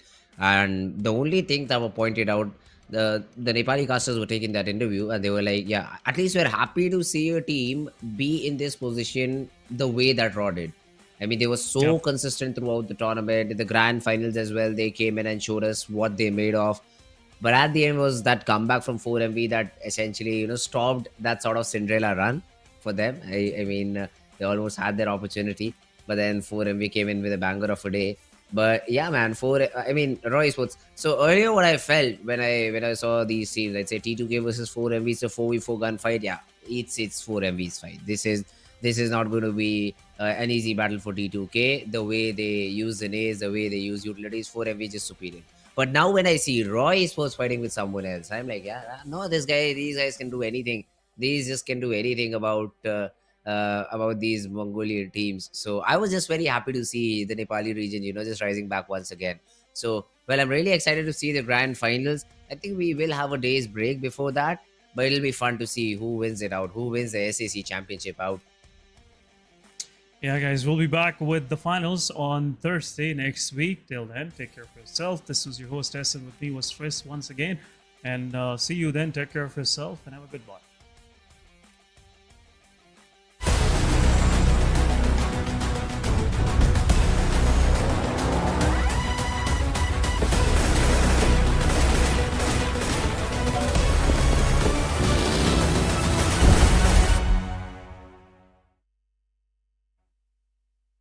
My friends, the guys over at PUBG Mobile challenged me to turn my guitar into an insane looking futuristic rifle. More specifically, the Dandy Grooster Set Cadence Maestro M24 upgradable firearm. Okay, that's very specific, since that challenge sounds like the usual madness we're doing here on the channel. I accept this challenge. But how do you want to do that? I can't do it alone, so I got the world's leading light design, special effect and show designer and my favorite tattoo artist in the entire world to help with the design and manufacturing of this insane looking laser rifle gun, and then to play some crazy super challenging shred licks over a funk track. Paint it, that's probably a good idea. I think all real guitar builders will cringe hard at this video. I don't think that this is how you usually do it. Okay, so now we have a black guitar, but we have to add a lot of rifle elements to it. How are we going to do that? The back part of the guitar is very detailed. So my idea was project the actual guitar on this piece of wood, draw it, and then we cut it out.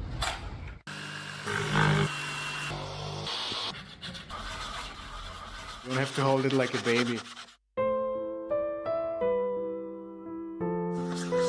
We have all these parts here, and this looks pretty much like the original gun already, right? Yeah. We have to closely replicate the color scheme and all the super intricate details of this design. We got some acrylic colors that look quite promising, but what's even more important, she will hopefully help me with not screwing this up now that this is already starting to look promising. So let's do this. We will use the projector above us to trace the lines of all the details. Have fun.